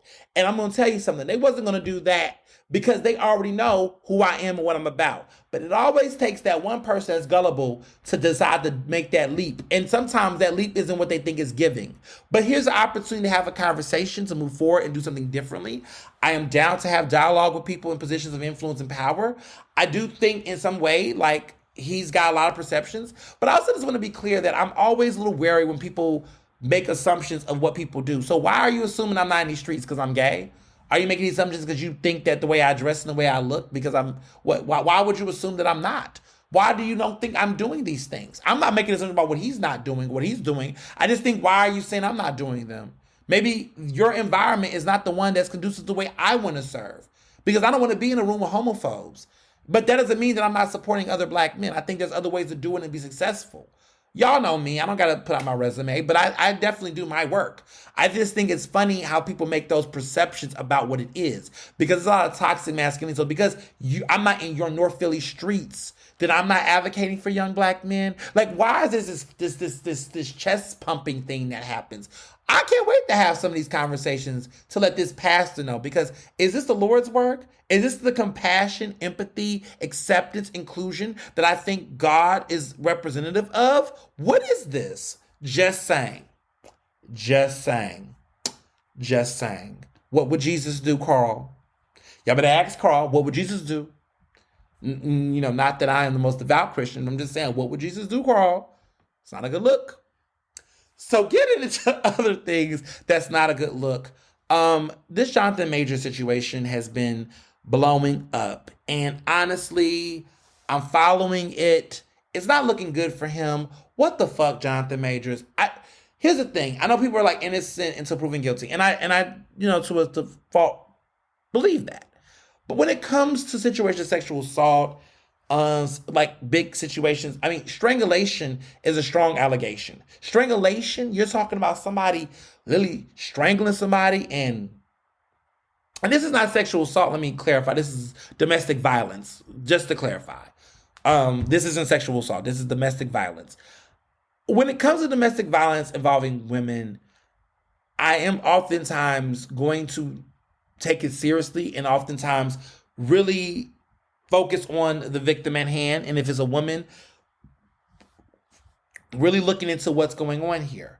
What I will say is several things, okay? Because I don't know, things can change between now and the time this podcast releases or hours after this podcast release. There might be press releases and things. But what I want to say about this is that, for starters, Jonathan Major's got a major explaining to do. There could be that this is a misunderstanding or something else is going on. There's a possibility there. However, when allegations this strong, it is hard to just assume that there is no smoke here where there's fire. And so, personally, I have to be clear. I've been talking about Jonathan Majors on this podcast for the past several weeks. I think he's very cute, or I thought he was very cute. At this point, I don't know what to think. Looks do fade when you're some shit. But, for a minute, it just seemed like this guy was, on some other type of time. But what I think is important for us all to remember is we don't know these fucking celebrities. I don't know them personally. Some people I do know personally. But I don't know Jonathan Majors. And most of us do not know who he really is, right? So perception is like, what, a couple interviews on TV, magazine covers?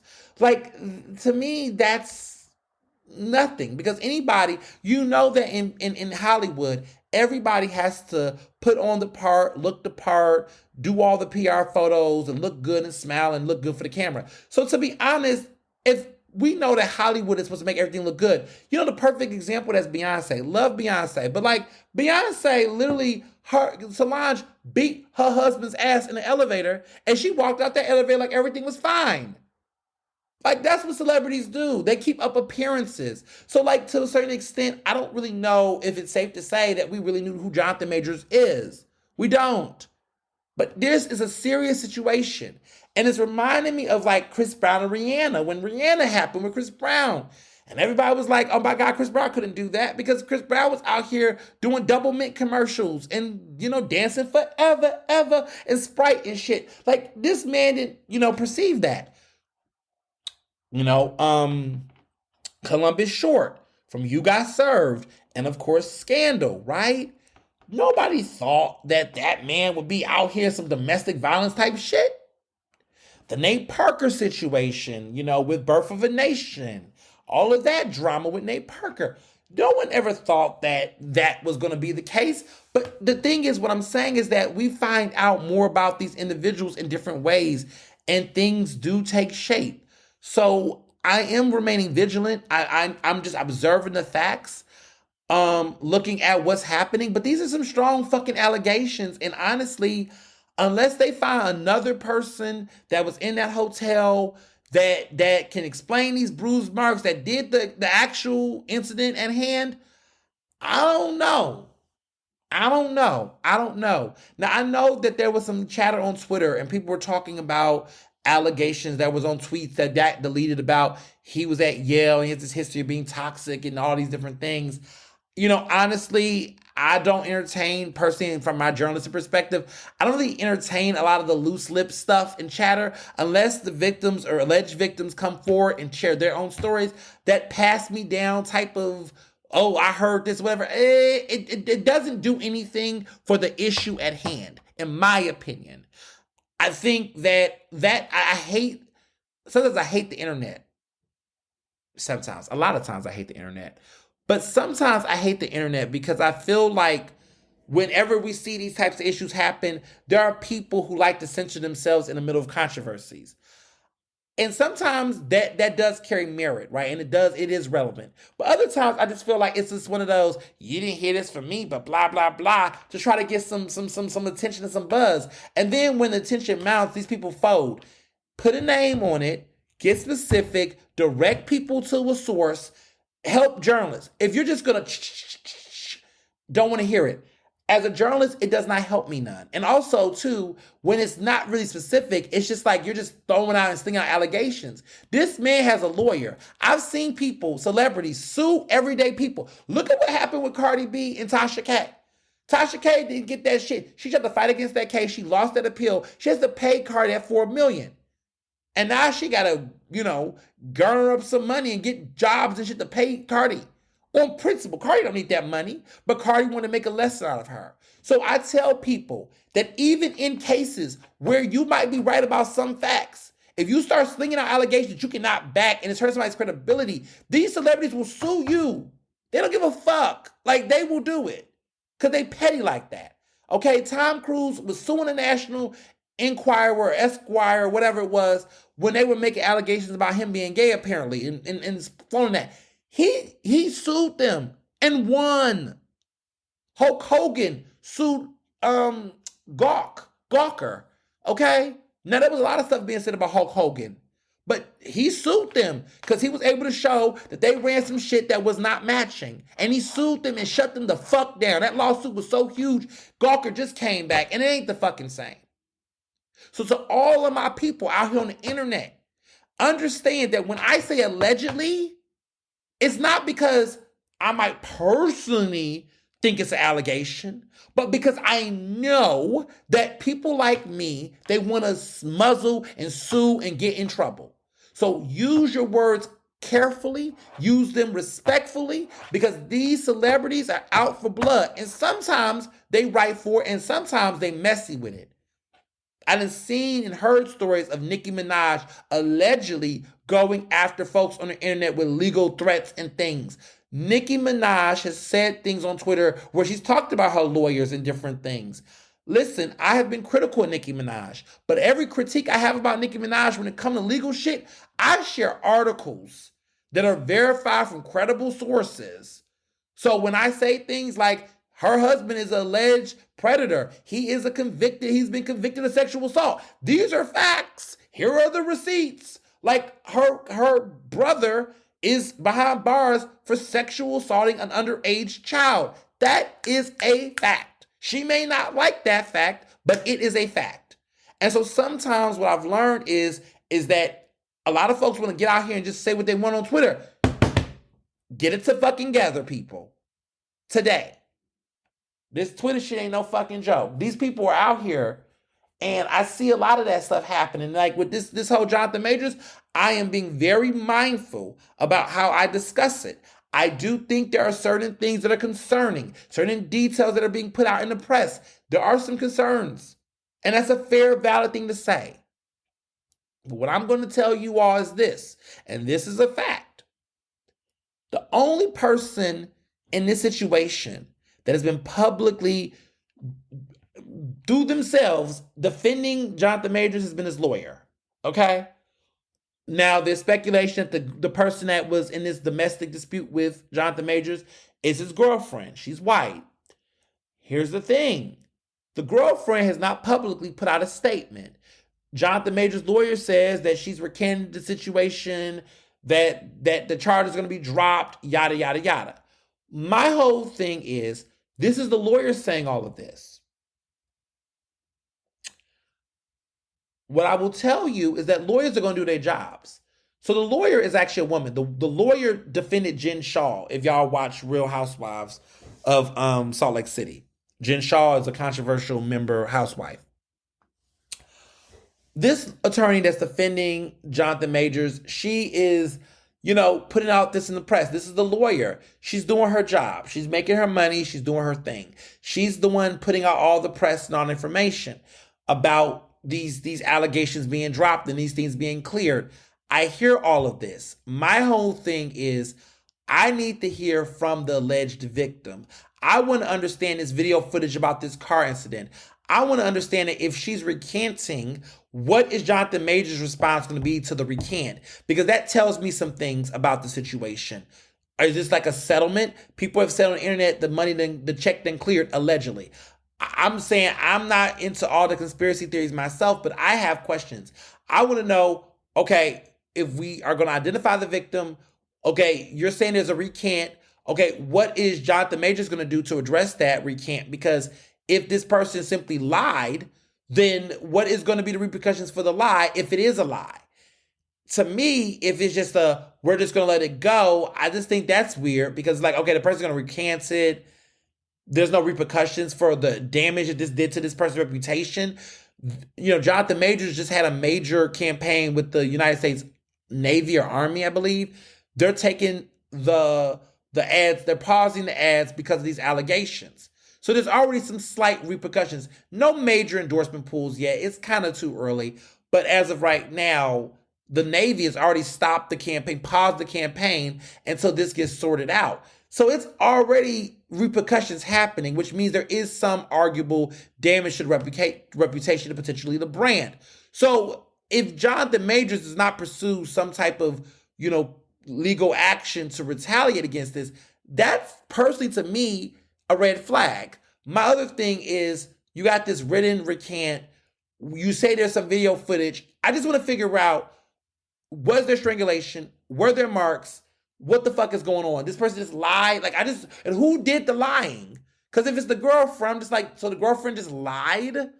Like, there's got to be some more here. So that's why I'm just kind of looking at this sideways, because to be clear with you, strangulation, according to a lot of domestic abuse experts and people, they say that is often a sign that there had been further abuse. Nobody just snaps and decides to strangle someone. Typically, if that kind of behavior has happened, it's happened before. There's patterns of abuse. And I'm not saying specifically Jonathan Major. I'm just talking specifically about when people resort to strangulation. Like, that's an attempt to kill someone. And if something like that typically happens, this is not the first time this person's acted like this or done this type of behavior. So I just feel like when I say these allegations are serious, they're implications of something far heinous beyond that isolated incident. And I just think we need to unpack some of that. And there's a lot of shit that needs to be broken down. But just simply being like, the person recants it, it's all good. Nah, not this. There's something else. There needs to be further explanation. And again, the only person that's saying all this is the lawyer. And I just want to remind you all that, several things is up. The lawyer with this saying this, I think about Tory Lanez with Meg Thee Stallion. I remember when Tory Lanez's lawyer was just out here saying all kind of crazy shit about Meg, and none of that shit flew in the courthouse. And so you gotta be clear that these lawyers are gonna lawyer. They're getting paid hella money, okay, to defend their client. And sometimes lawyers will insinuate and do all types of things to plant, any type of dark cloud of confusion in the public eye to shoot at the individual's credibility. That happened to Meg a lot during her trial. And so, well, not her trial. It was actually the city versus Daystar. Okay, it wasn't even Meg that went on trial against Tory Lanez. So let me clear that up. She wasn't the one. It was the prosecution that went against Tory Lanez. People oftentimes act like it's her. But when she was going through the controversy, the lawyer was making attacks at her credibility to try to, sway the jury. Fortunately, that did not happen. The jury was able to make it and believe the truth. And, look what happened. Justice was served. But we see this happen a lot. We see a lot of these narratives and this type of attacks and this type of shit go and happen to a lot of Black women. In this case, it's a white woman, but it's just interesting to see how this plays out. So I'm just going to stay very woke and stay up to date on what's happening in that regard. Other things have been going on, well, let me back up real quick before I get to this, because I do want to talk about this real quick. There's conversations about, people were saying, oh, I knew this person was abusive, this person was this, yada, yada, yada. And some folks said, well, victims could have stepped forward and why not? And I mean, recently Shirley Ralph is in some controversy because she came forward recently and said, hey, she was sexually assaulted by a very popular cable TV person, not cable, a courtroom TV judge that was very popular. And of course, Judge Greg Mathis denied it was him, and she clarified it wasn't, but people began to pick up the pieces and assume that it was Judge Joe Brown, which, let me just say, she never said his name verbatim, but for whatever reason, Judge Joe Brown plans to sue Shirley Ralph for this allegation, even though Shirley Ralph never names him. And I was just like, I'm confused. Why are you suing her or threatening to sue her? She never named you. But interesting enough, Judge Joe Brown in recent years have shown a very problematic side of him. He's made very misogynistic remarks about Black women, specifically Vice President Kamala Harris, and said some things. And lately, a lot of things the rhetoric he's been having, it has been quite problematic, sexist, and alarming.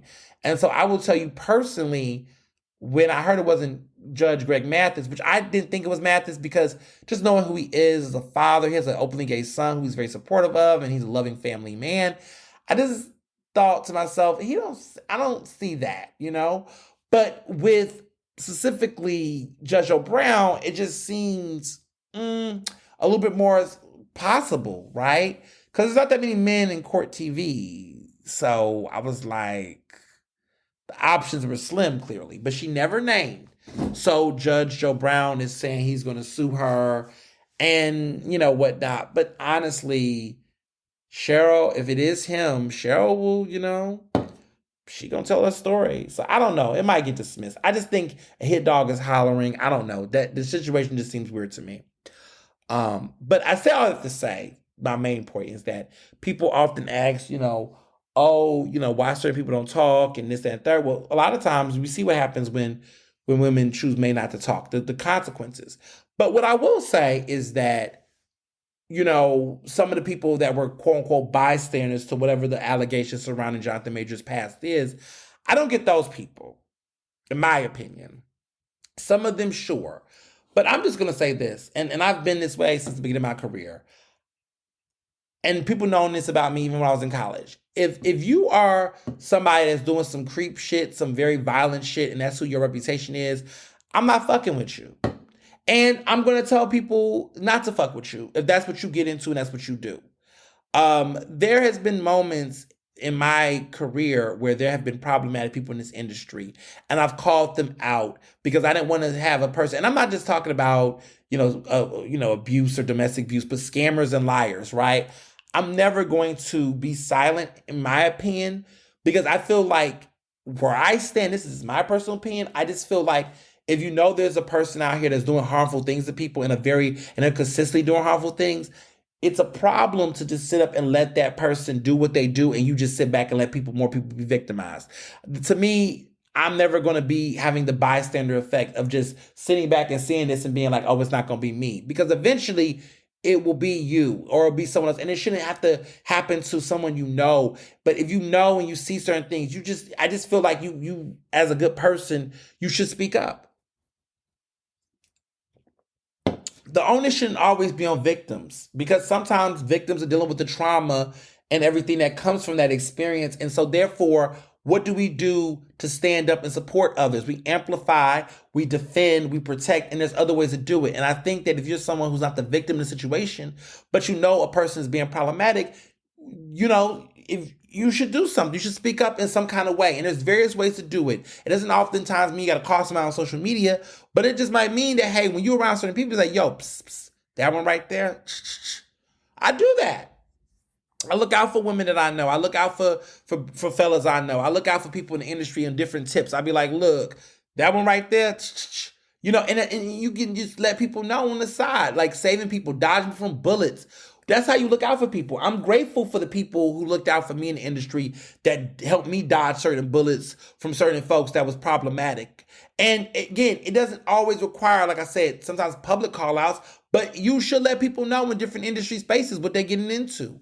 I've always been like that in college. Any environment I've been in, I've always been that person to forewarn people about things, especially if I think it causes concern. Not everything is concern. Okay, this boy dated this girl and they broke up and he cheated on her. Okay, that ain't no warrant, right? But if this person was in a relationship and this man was aggressive and abusive and had a history of gaslighting and abusing women, then yeah, I might say, yo, that one right there is a whole problem. Stay far from that.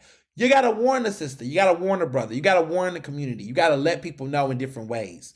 Because when I hear some of the stories I hear now, there's been an incident recently with a person that I thought I knew, right? That was in the community. There was questions about their racial identity and their other identity, and sometimes we get caught up in some of the drama and we don't know where it's coming from, and sometimes that leads to things. But one of the things I've learned specifically in my new role in the community is I don't want to be the last to find out something that other people may have known for a long time. Somebody's got to give a brother something, because when you quiet like that, the silence can be violence and it just prolongs. So just warn people, let people know, find a way to do a bird chirp, something, receipt, something. But we got to do whistleblow, but we got to do better at that. That's just my opinion. So moving along, Beyonce's Ivy Park is no longer going to be working with Adidas.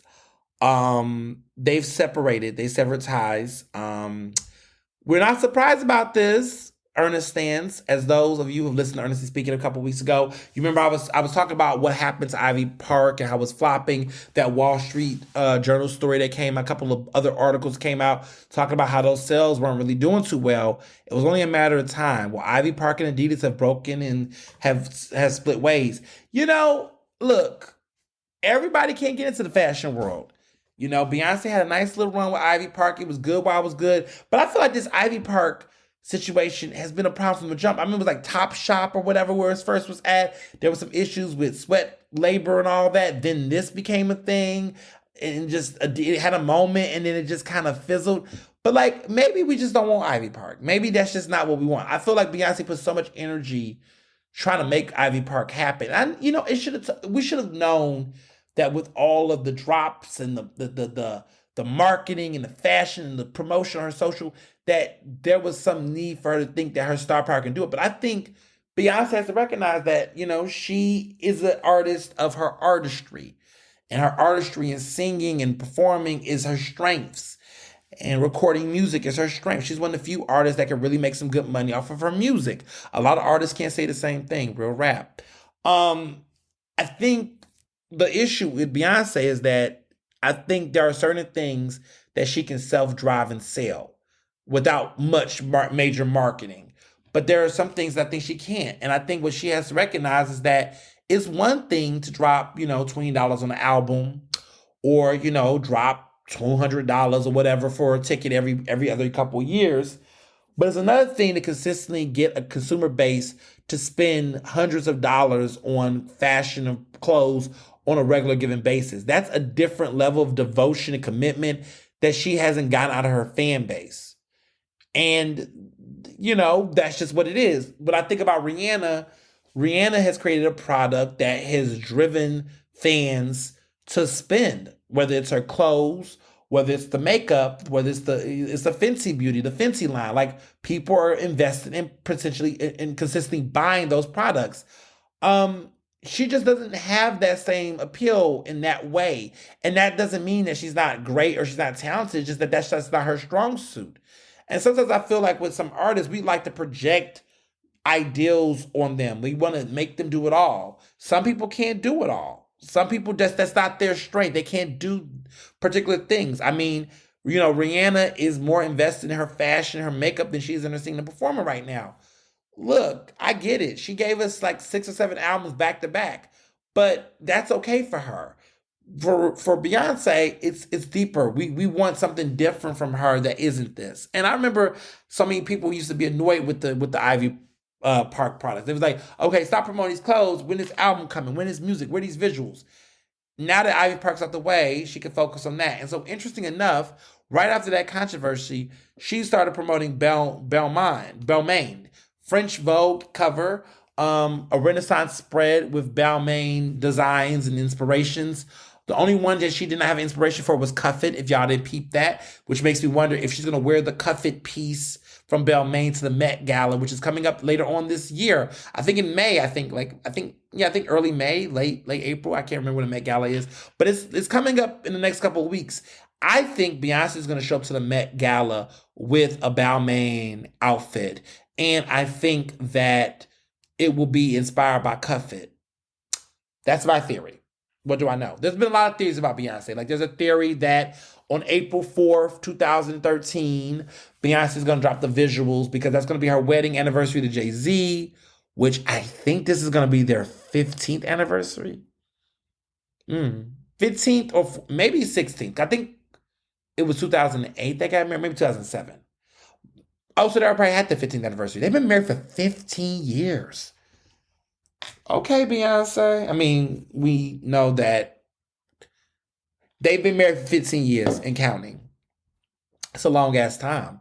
That's good. That's dope. But we'll see what she do. Moving along, Black China. I have nothing much to say except that this decision of her to scale back and become now she is, Black China's being Angela. Her real name is Angela. And I think that her name is Angela White. So Black China is now Angela White. Angela Renee White. She was born in 1988. She's going to be 35 on May 11th. But she's doing a full reverse makeover. She's taking out all of these different fillers and things with her body and her surgery. And she looks good. So people ask me what I thought about that. I think she looks good. I think it's a good thing. And it's interesting because I feel like the surgery movement is taking a reverse. I think all the BBLs and all these conversations about fillers and face, I feel like in this new decade that we are in, I think we're going to start seeing, some people pull back from that because it just felt like for a minute, everyone was doing the extreme. But I think now people are starting to be like, okay, this is a lot. You know what I think it is? It's a lot to maintain. It's not a maintenance. It's a lot. Like if you got a body like that, like no one knows how long that's going to take and how long it's going to last, how it's going to process. So I think a lot of people are just getting tired of it. And then there's some really good stories. Kate Michelle had a show on VH1 a couple of years back talking about her body and like the surgery. I think was it VH1? It's like VH1 or Lifetime, but it was talking about all of her surgeries and her having surgery nightmares and, her situation where one of her BBLs, one of her cheeks or something bust or exploded. Like these are very scary stories, but she did this whole series on Lifetime, I believe, where it was like Lifetime. She was interviewing different people at these surgical nightmares where they wanted to do something to their face or their nose or butt or whatever. And they were having these like very problematic crisis moments, life-threatening moments. And it was just having people take a step back to reevaluate, is these surgeries worth it? And like, by all means, your body, your choice, right? But I do think it says something that there are people taking these physical risks that are all about what other people perceive them to be. And when I hear people say, oh, I just want to get this just because, like, you're spending a lot of money to do something to your body that's a very life-threatening situation potentially. And you're doing this over an aesthetic, like you're doing this over a perception, like that takes a lot of serious emotional labor and like to get to that point where you're like, I want to snip this. I want to add this because of this. That's a lot. There's a lot of emotional, mental labor that must go through into making a decision to do that kind of level. And everybody can do different things for different reasons. I mean, there's no judgment. It's just that I hope in any situation, people are doing healthy procedures and also doing the procedures for reasons that are not centered on something temporary, right? Because, okay, big butts are in, so we're all going to get injections or, other things. But, make decisions that make sense for you, that are safe, that you can feel good with personally inside and out. That's my take. So briefly, everyone keeps talking to me about Chloe. We just heard Chloe's new single. This got to be like the 5th or 6th or 7th single Chloe has dropped before the album is dropped. We're about to be in April. I'm guessing the new album is coming. The new album's not out yet. Like, I thought it was coming out in March. That was the whole thing, right? The new album's coming out in March. She's been dropping singles. I feel like the whole album is about to come out. I feel like it's giving Victoria Monet. Like, and I love Victoria Monet. I think she's a great artist. But it's like, what you doing? Like, why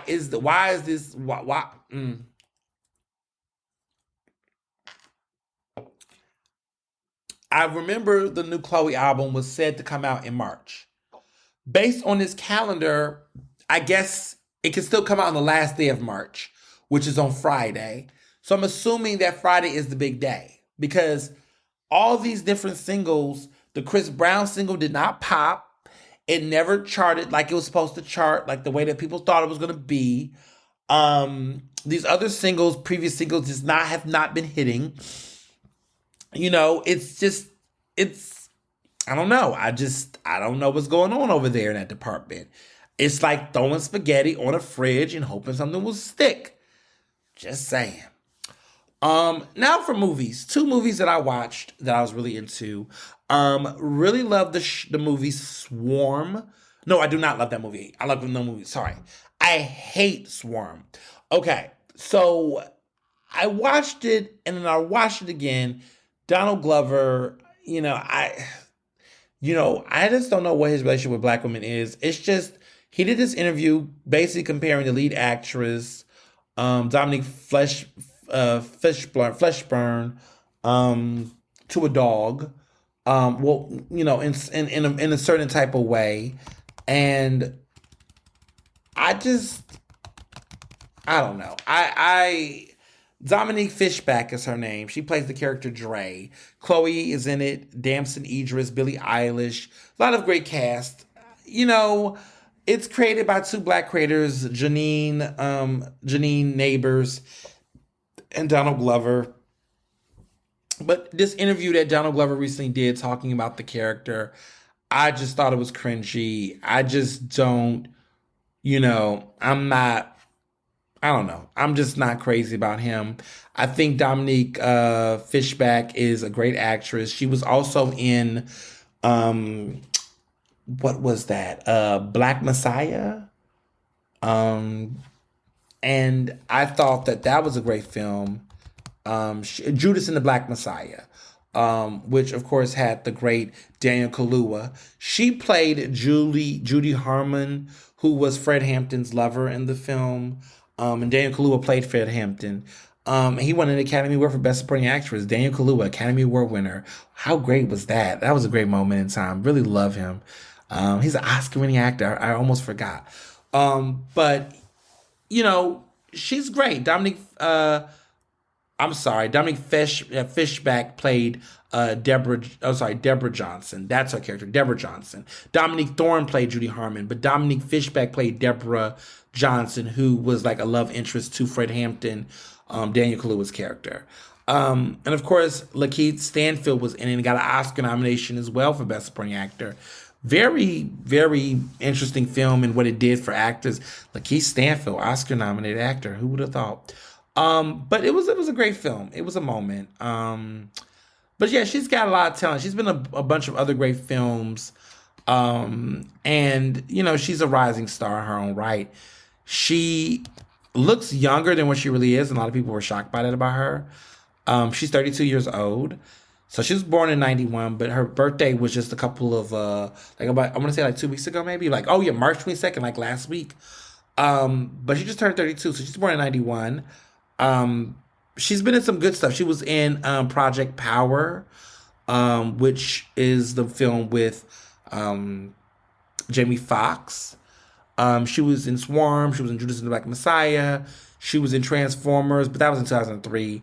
She was in The Deuce, this TV show that was really popular. She was in The Last Days of Ptolemy Gray, which was another great film. But she's been in a lot of great stuff. She's got potential. I thought she was a standout, clearly, in Swarm. But the rest of the movie, the miniseries or whatever, I wasn't really feeling like that. But let me tell you what I was feeling. I saw a screening of 1001. That's that Tiana Taylor movie. So me and my bestie Amanda, we went to see this film last week in the screening at AMC. It was packed as hell. We didn't get to see it by each other, but we got to see the film. Great film. I don't want to tell too much about it. It comes out this Friday. I'm looking forward to seeing what you all think about it when you all watch it. But it's a great film. Tiana Taylor, let me say something. She immerses herself in this role. I forgot Tiana Taylor was on the screen after the first 3 minutes. It's it's like she was in character. Like I was not seeing Tiana Taylor. I wasn't even thinking of her because she's just so good into the role. It wasn't even like acting. She was just living and breathing his character. And it's a very compelling film. It's juicy as fuck. Like I was sitting there looking like, what? Like she can act and she's a great actress. And you know, all the buzz you've been hearing about the film, definitely highly get the hype. I get the hype. I support the hype. I think the film is fabulous. You know, it's something to be said for you know, this situation. So I just want people to embrace the film, watch it, give it a little spin. It's a phenomenal film with great acting, great energy. Highly recommend it. Loved it. But I won't tell the film, but it's very good, very compelling. So I'll give it that. 4 stars. Just in case you're not sure if you want to watch it. I don't know where it's going to be playing in Philly, but wherever it's playing, you should go see it. Highly recommend it. Great film. Now, TV. Bel-Air. Love Bel-Air. Every episode of Bel-Air on Peacock, I find myself being like, what the hell? I'm like not rooting for the characters. Like, I don't know who I'm supposed to like. The show has been an emotional roller coaster. Poor Carlton. I just think Carlton's like the best character on the show. Every week I know I say this, but Carlton is like literally the lead actor of the show. I know Will Smith, the Will Smith character is whatever, Jabari, whatever. I met him in person. He's a nice guy, but I'm sorry. I just feel like this is the Carlton show and everybody is like playing around it, but this is like Carlton's show.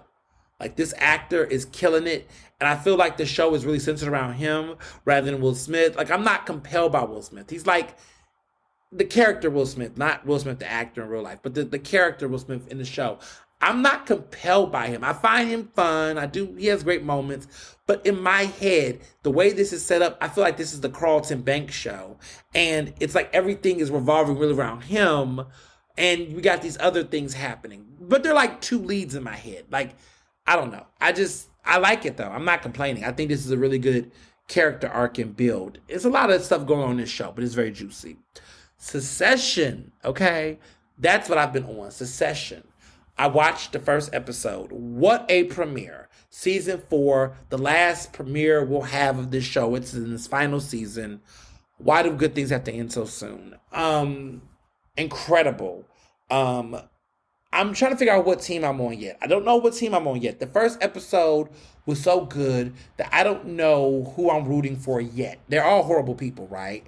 But I don't know who I'm supporting yet. Because let me tell you, I was Team Tom in season 3. And that ending, listen, still one of the best finales ever on TV. That ending when he goes up to his girl, Tom do, and go right up to Siobhan and say, is everything okay? I just melt. Well, this season, as you know, I don't want to give it away for people that want to catch up in DVR because it just literally came out on Sunday night. But let me just say that there is some issues, and we're in for a bumpy ride. You better fasten your seatbelts because this season's about to get real jumpy. Power Book 2, been watching that. Love that. I don't want to tell too much, but all I got to say is when Monet finds out, okay? When Monet Tahaja finds out, it's going to be all hell to pay. If you watch the show, you know what I'm talking about. I will not tell too many details, but when Monet Tahaja finds the fuck out, it is going to go down. Period. So people have been talking about Mary J. Blige's acting on Power Book 2. I just want to say this. Mary J. Blige has an Academy Award nomination for Best Supporting Actress, something that a lot of your faves do not have. Okay? So you're not going to come for Mary J. Blige. She is the only actress on that show that's been nominated for an Oscar. Your other faves have been winning NAACP awards and Image Awards, and Mary J. Blige has those too. But she literally is killing it. I don't think people understand. People don't give Mary J. Blige enough credit on this show. You might think that the character she's playing is a little, aloof or just very stale and flat. But I think, honestly, watching this last episode and just studying the character, I think the character is very reflective. I think that Mary J. Blige is actually accurate. I don't think people understand how those hood thug misses work. She's playing a thug missus. A thug missus don't have the most charisma in a certain way. She knows when to speak up. She knows when to get crunk, but she's very observant. And when I study Monet Tahaja's character on this show, Tejada, I look at just a way that she is looking and reflecting and thinking. And it's those silent, subtle moments. And Mary J. Blige is her acting, like in Mudbound, which is the one she got the Oscar nomination for Best Supporting Actress. That character was a lot of silent reflecting and emotional draw through what was seen through her eyes and her moments. It's a very compelling character. But when I look at Power, it's the same reflection. She's a mother thinking, processing, grieving. And a lot of it is being expressed internally, but you can see the expressions on her face, and it tells the story, and it tells a lot. You know this woman's been through a lot. You know that this woman's processing grief. You know that she is trying to navigate who to trust, how to love, and how to live. It is a very stoic character, but it's a character nonetheless that is important to the plot, but also someone that's really trying to understand and battle inner demons that yet to blow. And so every time Mary plays the character, when she's in these very reserved, silent parts, you sometimes can take them for granted. You don't necessarily see them. But then when she blows up and she has these explosions or these panic moments, you even savor that performance more because you realize you've earned it because she's restrained so much back that you can say, okay, this is why she's ticked. This is why she's mad. And there's those moments where she do it. And I think when I look back at last season, when she had the outburst with her daughter and her daughter put all the business out, this was the moment where she exploded.